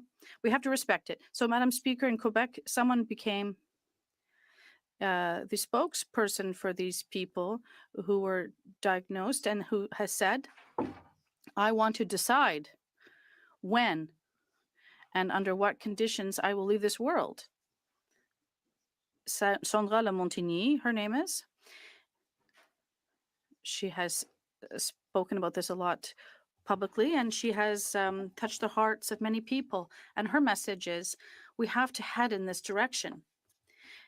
And she has hope that Quebec's government legislation will allow us to avoid the worst, her to avoid the worst at the end of her life. She has faced early Alzheimer's, and she has looked at this legislation for quite some time. And she is happy with the Quebec government's decision, and her desire is clear. There was an article in the press that was published that has said she doesn't want to be depossessed of her body. She wants to, I want to keep my dignity and my autonomy. It is a privilege to be able to define limits for yourself rather than having them imposed on you, she said. So, Madam Speaker, there are clear rules in place. It's not just anyone or any who can have access to MAID or at any time for an advanced request. There are guidelines that have already been established with respect to the discussion that has to take place between a healthcare professional, the patient, and they have to have received a diagnosis and give their authorization under some certain very precise circumstances. So there is a framework. It is scientific. There are professionals involved, witnesses involved, third parties that the person trusts are involved. There is a description of the symptoms with respect to the advancement of the disease that are involved. So I don't see why the government, this Liberal government right now, is unable to take action. They're putting Quebec doctors in a very impossible situation right now, where there are legitimate fears to be of being charged if they respect Quebec legislation and the desires of their patients. Questions and comments? Secretary to the Government House Leader. So thank you, Madam Speaker. You know, I've made reference to the fact, my previous question to the Conservative member, the importance of having that national conversation on the issue of having advance requests for MAID. A very serious issue. We've seen one jurisdiction in Canada that's been very proactive on this issue, the province of Quebec. But we also have to be respectful in terms of trying to build that national consensus and do a consultation. Because to be quite honest with you, Madam Speaker, we need to realize that MAID is in fact a very deeply personal and complex issue that touches people in very difficult times. And we have to make sure that we do it right and we get it right. And I'm wondering if the member could provide his thoughts in regards to the importance of actually working with the different provinces, territories, Indigenous leaders, the different stakeholders to make sure that in fact we are getting it right. Yeah, l'honorable. The Honourable Member for Rosemount, La Petite Patrie. Madam Speaker, for almost 10 years now, we've been talking about this in this House. We've discussed it at various committees and at the Senate. Do the Liberals understand by dragging their heels, they're just playing into the Conservative Party's game? They don't want to even look at MAID. It's against everyone's interest and what the doctors are saying. Dr. Maureen Gaudreau from the Quebec College of Physicians has said that advanced requests are a major advancement for many Quebecers, but there's a great deal of concern around the legal protection for doctors. And this is the result of this government's inaction, who has aligned itself with the Conservatives on this file. Questions and comments, the Honourable Member for St. Albert, Edmonton. Thank you, Madam Speaker. First of all, I'd like to express my condolences to the member on the one-year anniversary of the passing of his mother-in-law. And I also would acknowledge the member has made his position very clear, and I respect his position, but I would ask him to address the fact that there have been concerns from medical professionals and other experts about clinical, ethical, and legal issues associated with advanced requests, including, for example, the difficulty in securing or delivering fully informed consent, insofar as that it is difficult for one to predict their future state, as well as issues around the subjectivity of advanced requests and the interpretation of such requests in the face of a physician being unable to reaffirm consent by the patient. Honorable député. The honourable member for Rosemont Le Petit-Petrie. Thank you, Madam Speaker. I'd like to thank my colleague for his kind words. Quebec law is clear, and if the Conservatives want to respect provincial jurisdiction, they have to align itself with the Quebec government on this law. I don't understand why they say sometimes we're the best allies of provincial jurisdiction, and another time when it doesn't suit them, they say we have to consult more. But Quebec legislation is clear. Advanced requests for MAID have to be someone who has received a serious diagnosis, has been there has to be fully informed consent, and the patient also has to involve a third party that they trust. There's a very personalized description of the symptoms and the signs that will decide when the medical act will take place for MAID. So I think the Conservative Party have to respect the Quebec legislation in this respect. The honourable member for Montcalm. Madam Speaker, as I said earlier, the colleague for St. Albert Edmonton often raises this. He says, talks about things that may not work, and I think that this is a slippery slope. But can my colleague explain to all of our colleagues? There's no problem in terms of access to care, because there has to be diagnosis in place. And if there was a diagnosis, the person has already been under care. So can you also talk about the very important moment when there's a meeting with the healthcare team and the patient has two witnesses so they can establish the criteria in terms of what's the threshold for pain for them? Patrie, une brève réponse. A quick answer, please. Effectivement, les députés. Well, the member from Montcalm is absolutely right that there's a crucial moment in a process of, thinking things through after a diagnosis. So if somebody makes a request for an advance request, it's because they're already inside the system, a system that is professional with people who are there to respect, to make sure that ethics are respected. There are ethics specialists in the system in Quebec. And I also think there's, equal rights. I mean, that's the position of the Alzheimer's Society. People who have Alzheimer's should have the same rights as all other citizens. Resuming debate. For New Westminster, Burnaby. Thank you very much, Madam Speaker.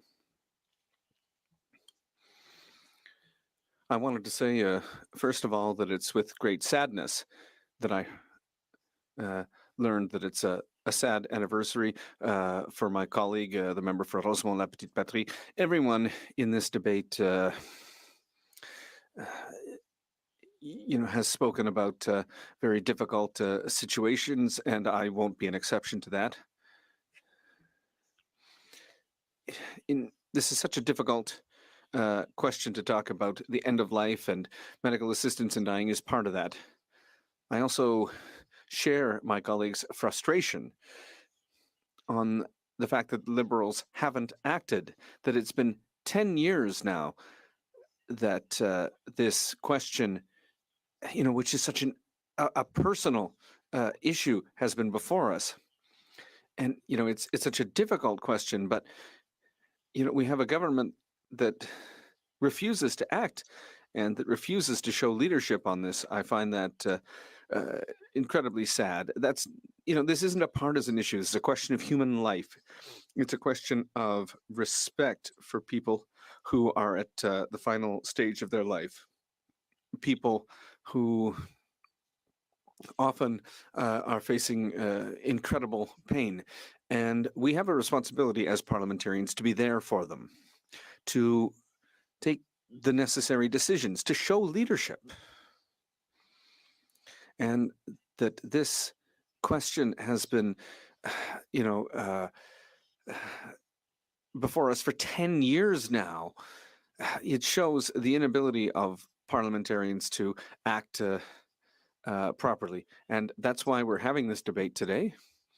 And I'd like to say that this is a very important debate to be having. I'm glad that we're having it, but it has to lead to something concrete. It has to lead to action.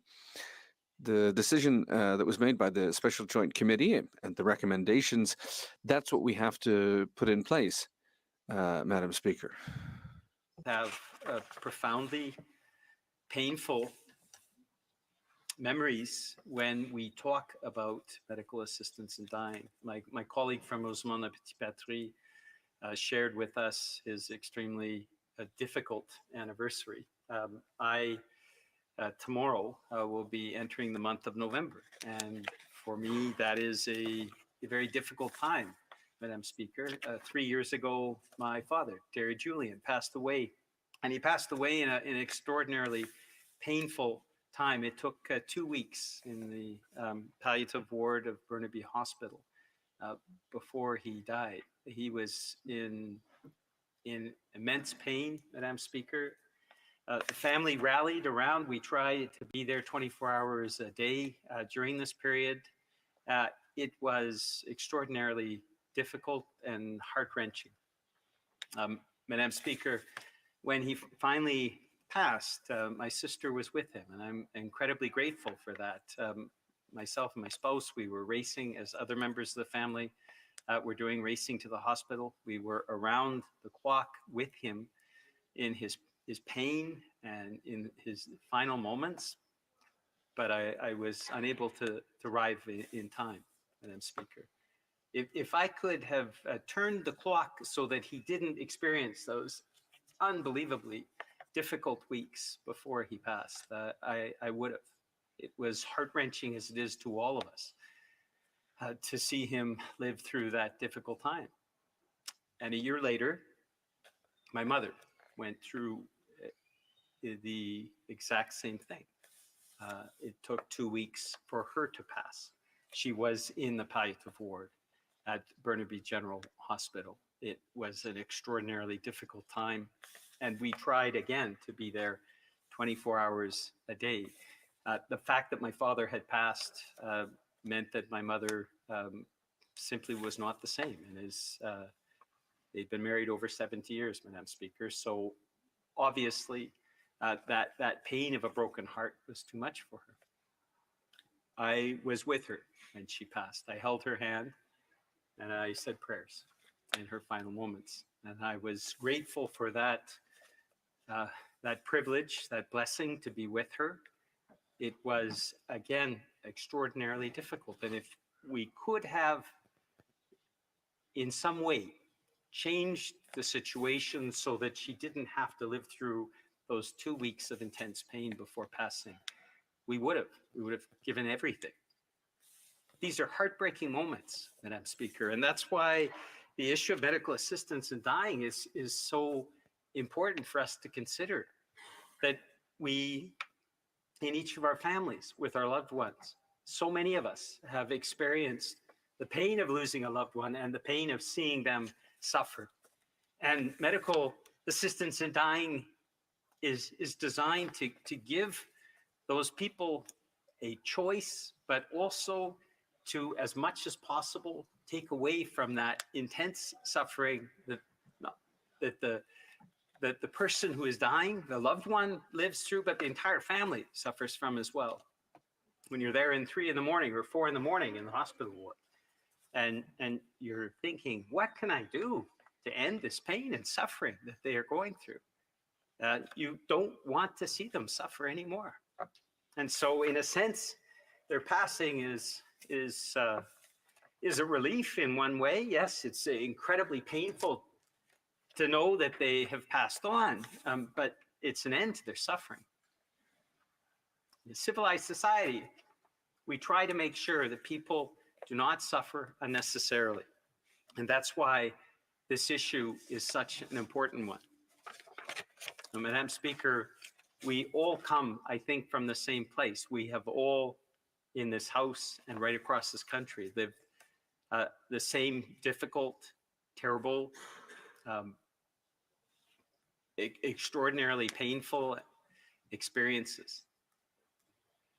And what we need to do as parliamentarians is to make sure that that suffering is relieved as much as possible. Now, Madam Speaker, I want to address particularly the issue in the report, recommendation 10, that states that we need to support persons with disabilities. And I think this is a fundamental part of the debate that we're having today. People with disabilities, when we look at those across the country who are forced to go to food banks to make ends meet, who are homeless, more than half of them are people with disabilities. And this country has failed people with disabilities. Of that, there is no doubt. We have, I think, seen some minor improvement of how people with disabilities are treated. But the reality is that recommendation particularly strikes me as something that we need to implement as quickly as possible to ensure that people with disabilities are not faced with that terrible choice of a life where they simply are not provided with the supports that are so essential. And we have seen a number of times where people with disabilities have chosen MAID because they have not gotten the supports that are so essential to them. And as Speaker, we have pushed for a disability benefit. We have pushed for a disability benefit that provides for a guaranteed, a livable basic income. The member from Winnipeg Centre brought forward a bill that would provide those supports for people with disabilities so they're not forced in that unbelievably difficult choice. And yet, to date, we have still not have in place a guaranteed livable basic income that applies for people with disabilities, to provide them with the dignity and respect that they deserve and that they should expect from their country. And Madam Speaker, this is a fundamental issue that absolutely has to be resolved.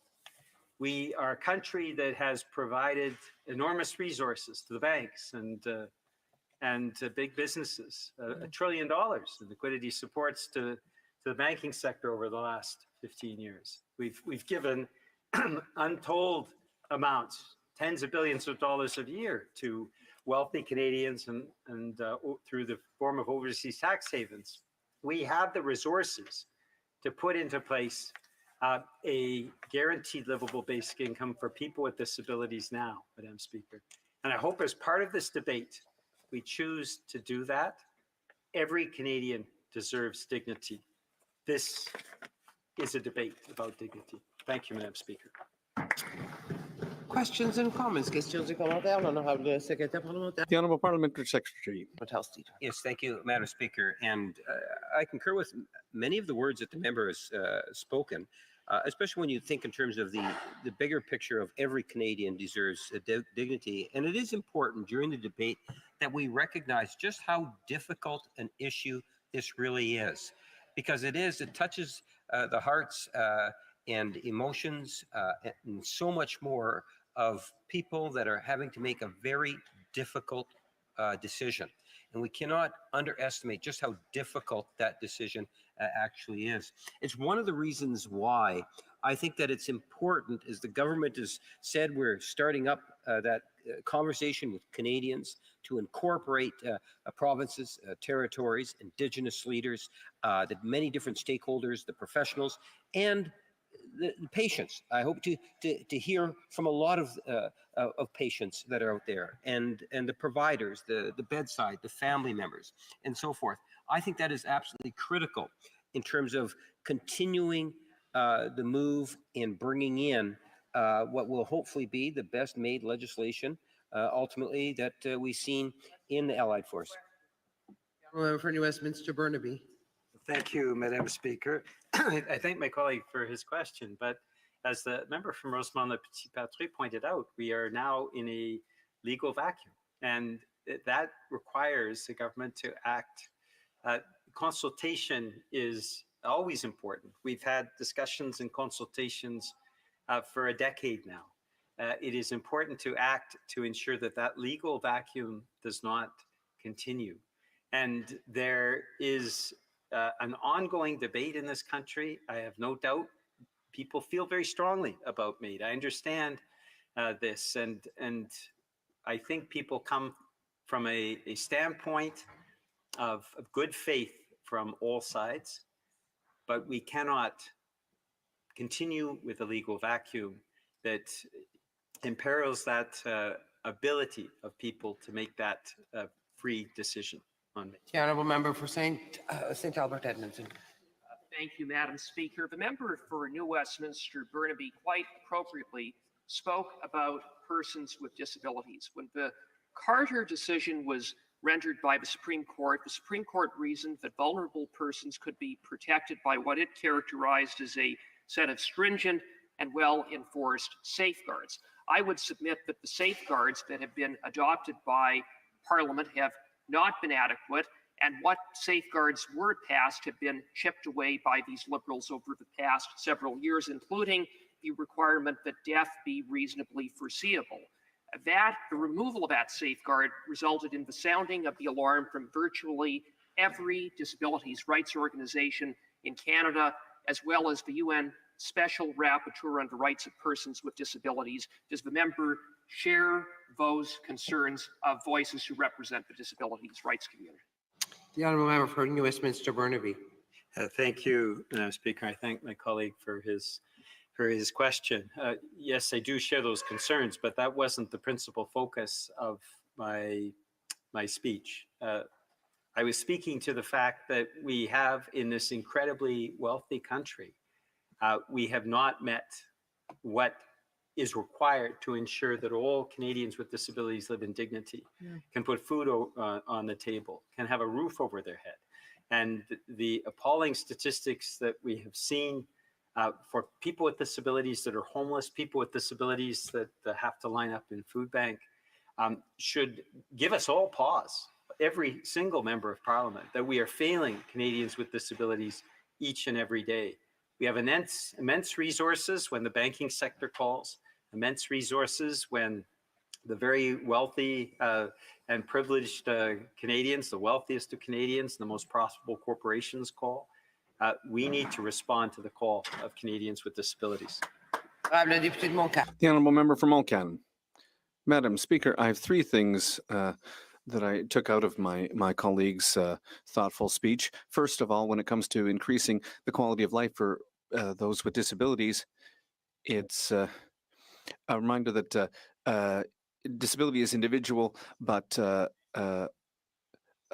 end of life is social, and that's why we had recommendation 10. But I hope he agrees with me that the idea that persons with disabilities don't have access to medical assistance in dying would be a lack of rights for that people. This is obviously a very complex issue. But, and obviously those requests for medical assistance in dying are treated very carefully, unlike what the Conservative member suggested earlier. When it comes to freedom of choice, it's important to remember here that even if you are in great difficulty, it's your freedom of choice, and freedom of choice is always there in medical assistance in dying. And anyone who has any doubt about that or has concerns about advance request, they don't have to fill out a form. They can make a free and informed choice. It's the role of the state to preserve that free and informed choice. New Westminster. The honourable member for New Westminster Burnaby, a short answer, please.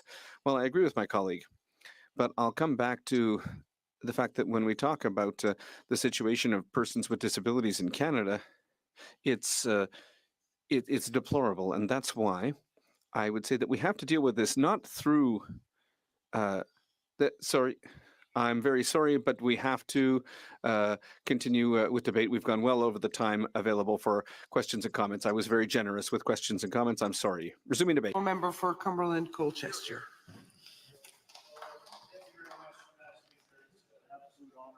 Always to stand here in the House of Commons and debate things that are of critical importance to Canadians. And certainly having had the opportunity to serve on the Special Joint Committee on Medical Assistance in Dying, I think it's important to have that ability to stand here today and certainly allow Canadians to understand some of the difficulties that exist and of course why Conservatives want to put forward a dissenting report, which of course is easy for Canadians to find. Much of the deliberations, of course, that were performed in the Special Joint Committee are related to mental disorder as the sole underlying medical condition, so-called mature minors, persons with disability, and advance requests. And clearly the plight of Canadians under the NDP Liberal government has increased the usage of MAID in this country. And I'll go on to cite several examples of that as we go through this. And I think that that's absolutely incredibly important to look forward to. And if I might, just to read a bit from the dissenting report, we wish to recognize that medical assistance in dying is a complex issue and a profoundly personal issue on which reasonable people and well-intentioned people can be in disagreement. That having been said, the Canadian medical assistance in dying regime represents serious problems, and vulnerable persons are endangered because of the failure of the Liberal government. Whatever the point of view of each individual on medical assistance in dying, in principle, these problems cannot be ignored. After 9 years of poverty and hopelessness under this Liberal government, Canadians are turning to medical assistance in dying because they don't have the means to live with dignity. Say to you that statement is incredibly important to allow Canadians to understand that as far as Conservatives are concerned, that those Canadians who are well-intentioned and well-informed are able to speak about this incredibly emotionally charged topic in a very hopefully non-partisan way on behalf of Canadians.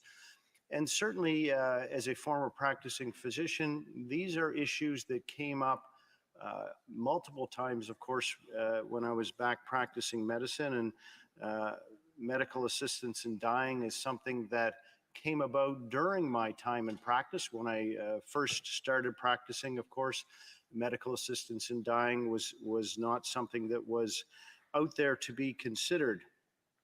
And that being said, I certainly feel it is something that perhaps I can provide some insight with respect to that. And I think one of the other things that's really, really important for Canadians to understand is, and I know my colleague spoke a bit about this, Madam Speaker, about how Canada and the Canadian regulations around MAID are perceived around the world. And just to quote the American Journal of Bioethics, the title of this particular article is "When Death Becomes Therapy: Canada's Troubling Normalization of Healthcare Provider Ending of Life." And certainly it is a telling commentary on how the regime here in Canada is perceived. And if I might just quote a bit from this report, undeniably a strikingly higher number of people die with direct healthcare provider involvement in Canada's euthanasia regime, euphemistically termed medical assistance in dying, MAID, than under a California-style assisted suicide system. Daryl Pullman rightly identifies several key reasons. The fact that in about all cases it involves a lethal injection by healthcare providers rather than assisted suicide with a self-administration of medication. The law's vague and broadly interpreted access criteria, acquiescence and indifference of federal and provincial authorities, the courts and medical associations, and briefly mentioned the failure to treat ending of life as a last resort. So when we begin to think of those incredibly emotional words, because they are, and often I wonder, realistically, Madam Speaker, how did we get to a spot where really we are in a culture of death and we believe that the ability for simply to hand over our essence of life to a healthcare practitioner, how did we get there? How have we failed as a society simply to say, life is no longer worth living, just go ahead and kill me? And I think I can remember when the debates on this first began and everybody talked about the, of course, slippery slope argument that we will never go down these roads, that this will simply be for those with reasonably foreseeable natural death. And I think that Canadians, in their heart of hearts, because of who we are, really believe that the expansion of MAID would never happen. And I know that I've heard my colleagues in this House today speak a lot about, well, it's their right to die. Well, what about their right to live, Madam Speaker? And I think that, once again, how did we ever get to the point of a country to say that part of the necessity of an incredible nation that's incredibly developed with great riches and wealth, the golden age of Canada, almost, if one would use that term, that how did we get to the point where it's not about caring about each other, but saying, yeah, I agree with you, just go ahead and end it. Your life is not worth living. So as we begin to contemplate those things as a country, I do believe that it's incredibly important to value human life and to say that it's important. Are there folks out there who are suffering? Absolutely are. And I certainly will come back to that. I think the other important thing before we talk about some very, very sad examples are really to talk about the state of palliative care in Canada. And once again, Madam Speaker, I had the opportunity as a physician to witness an incredible change in how palliative care is delivered where I live in Nova Scotia. And it was absolutely life-changing to have a driving force behind a palliative care program where I live that enabled care which historically had been delivered all by family physicians to a quality team of palliative care providers who are able to provide a much more nuanced way for people to continue to live a life even though it's difficult. And I might be so bold as to say my great friend, Dr. David Henderson, was the person leading that charge. Historically, where I had the opportunity to work in our hospital in Truro, Nova Scotia, again, that palliative care would be provided by family physicians. And realizing that many symptoms during the end of life and the dying process were very difficult to control, this great physician, Dr. Henderson, came along and was able to begin to educate all of us family physicians who delivered care. And not only to do that, but to make us better providers. As time went on, many folks began to realize that either they weren't very good at palliative care, which not everybody is good at it, if I can use that terminology, but they also began to realize that there were certain skills, not just in determining which medications to give at which time, but also to speak to patients to understand what their goals and desires were. Exactly, was it that they simply wanted their pain to be alleviated or their suffering to be alleviated at all costs, or did they want to be more functional in their abilities? So those are incredibly important conversations to have with patients. And I would go on to say that Dr. Henderson also realized that delivering care at people's homes was also an essential part of palliative care, because of course folks often feel much better when they're able to stay in their own homes and have the distressing symptoms alleviated there. And Dr. Henderson was a great advocate to say that we also need to have nurses trained in palliative care who can then be the extenders of physician care, again, at home or in the hospital. And certainly he has been, as I said, a wonderful advocate for the palliative care program in Nova Scotia, and indeed across the country. The sad state of affairs is that good quality palliative care, such as I've described, does not exist across the country. And I would suggest to colleagues here in the chamber to give that a good thought, because I do believe that if good quality palliative care existed across the country, that perhaps some of the conversations we would be having now would be quite different.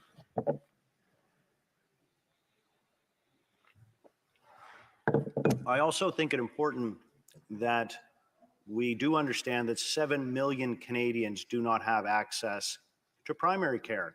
And of course, that does affect the quality of care overall in terms of how Canadians are able to manage symptoms of their illness and understand their illness. Because of course, in Canada, primary care is the way that we access the system. And once again, the demise of the healthcare system, our much cherished healthcare system, has certainly accelerated at the hands of this NDP Liberal government over the last 9 years. And as I mentioned, a recent report from CIHI, which lays out clearly that 5.4 million adults do not have access to primary care, which we know translates into about 7 million Canadians without access to primary care, which means that they're unable to have lab work, diagnostic imaging, referrals to specialists, unless they are there in walk-in clinics or visiting emergency rooms, which we know then creates an entire other type of problem. Those things being said, I do want to get to some examples about MAID in particular. And there are several quotes here talking about MAID in Ontario. In Ontario, more than 3/4 of people euthanized when their death wasn't imminent required disability support before their death in 2023. And another quote, a professor of health in the Netherlands has stated that Canada seems to be providing euthanasia for social reasons when people don't have the financial means, which would be a big taboo in Europe. And when we begin to, again, unpack those types of things, a report just this morning, Madam Speaker, outlining that 40% of Atlantic Canadians have difficulty paying for the basic necessities of life. In this article, it quoted food, rent, and home heating. And that is a disturbing feature when you begin to hear what a professor in the Netherlands, and of course the Netherlands have had a MAID regime for quite some time now. The other statistics we need to be aware of is it would seem that poverty is a contributing factor in Ontario's MAID provision. And I quote, people in the lowest material resource, end quote, category represent 20% of the general population, but they make up 28.4% of Track 2 MAID recipients compared to 21.5% of Track 1 recipients. So when you begin to understand some of these statistics, as we might say, not to be foolish about it, but Houston, we have a problem. The impact of the housing crisis seems to be a factor. Persons identified as having housing instability made up 48.3% of Track 2 MAID deaths in Ontario, an absolutely staggering figure. Isolation is also a definite factor in Track 2 cases. 90% of Track 1 MAID recipients provided an immediate family member, spouse, sibling, or child as their next of kin, compared to 73% of Track 2 recipients. Those who accessed MAID via Track 2 safeguards were more likely to have provided a friend, extended family member, or other person such as a caseworker, lawyer, or healthcare provider. And as I started off my remarks with, Madam Speaker, here we are in this incredible country in which we live, and people are socially isolated. They're unable to afford housing and access services. The other disturbing trend, of course, Madam Speaker, is the significant increase in MAID in Canada. In 2019, there were 5,631 cases of MAID reported in Canada, accounting for 2% of all deaths. The total number of deaths marked a 26% increase over the number of MAID deaths in 2018. In 2020, there were 7,595 cases of MAID reported in Canada, 2.5% of all deaths, and the toll represented an increase of 34.2% from the year prior. By 2022, and again, in 2019, we talked, I mentioned, I just have to say this one more time. 2019, 5,631 cases of MAID reported. By 2022, there were 13,241 MAID deaths reported in Canada, accounting for 4.1% of all deaths nationwide. And again, year-over-year growth rate in the 30% range. The total number of medical assisted deaths reported in Canada since the introduction of the federal MAID legislation is 44,958 Canadians. It can therefore be projected that the number of MAID deaths, as well as the share of these deaths representing in the annual death toll, will increase in 2024 and may reach up to 5% of the national total of deaths. So as we begin to look at these things, this is a very disturbing trend. I do want to quote a couple of disturbing cases that I think we all need to be aware of. These are readily available in open source literature. Christine Gauthier, a disabled veteran and former Paralympian, was offered MAID by a caseworker from Veterans Affairs Canada during a phone call where she discussed her deteriorating condition. Gauthier had been seeking to get a wheelchair ramp in her house for 5 years. Madam Speaker, as a veteran myself, this is particularly disturbing. And we know that there are other cases of veterans who called for help by Veterans Affairs simply for their mental health, and of course were offered MAID as part of what these individuals at Veterans Affairs thought was appropriate in terms of offering treatment to veterans. It's appalling, Madam Speaker, for folks who signed on the dotted line to serve our country, to uphold our values elsewhere, and potentially, of course, put their lives on the line, are offered death as opposed to help. Another case, Normand Meunier, a former truck driver who had been paralyzed from a spinal cord injury in 2022, was forced to spend 95 hours on a stretcher after being admitted to a hospital in Saint-Jérôme, Quebec, with a respiratory virus in January of 2022. This led him to develop a severe pressure sore that eventually worsened to the point where bone and muscle were exposed and visible. Mr. Meunier, in terrible pain for the ensuing 2 months, opted to end his life and passed away in March 29th. Again, we look at these stories. This is a failure of a healthcare system. And again, as I quoted from this report, when death becomes therapy, as opposed to understanding that we need a healthcare system that is responsive to the changes that have been foisted upon us by this NDP Liberal government.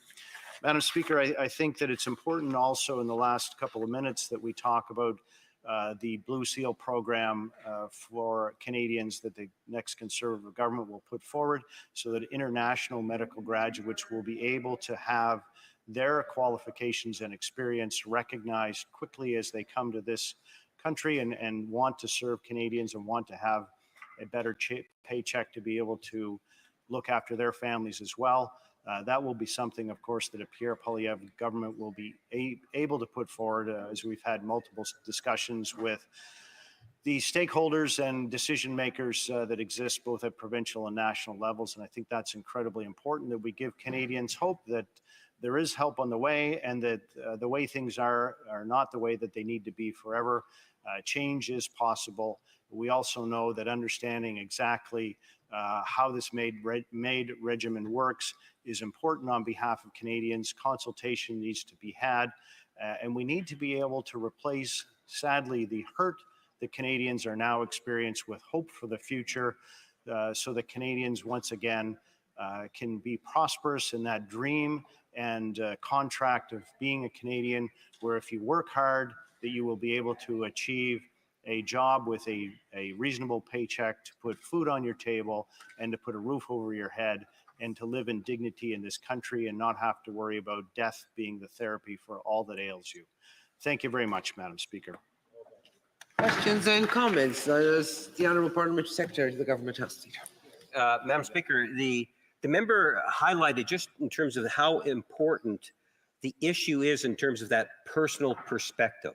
And I don't think anyone challenges that at all. I think there's members on all sides of the House, and as we've seen this debate over the last number of years, Madam Speaker, we have seen all sorts of emotions on both sides of the issue, and I think that's healthy for the public debate, because I think it's a reflection of what Canadians are feeling on the issue. The challenge that I have for the Conservative Party is that when the Supreme Court decision was actually made, it wasn't until the Liberals took government that we actually started to see tangible action. Now we have a commitment to have that national conversation on the next step coming up in November, going through to January. And I'm wondering if the member could provide his thoughts in regards to how important it is that we do have that national conversation, because the legislation should reflect Canadian values. The honourable member for Cumberland Colchester. Well, thanks very much, Madam Speaker, and thank to the Parliamentary Secretary for his question. Obviously, engaging Canadians in what they think our future should look like is incredibly important.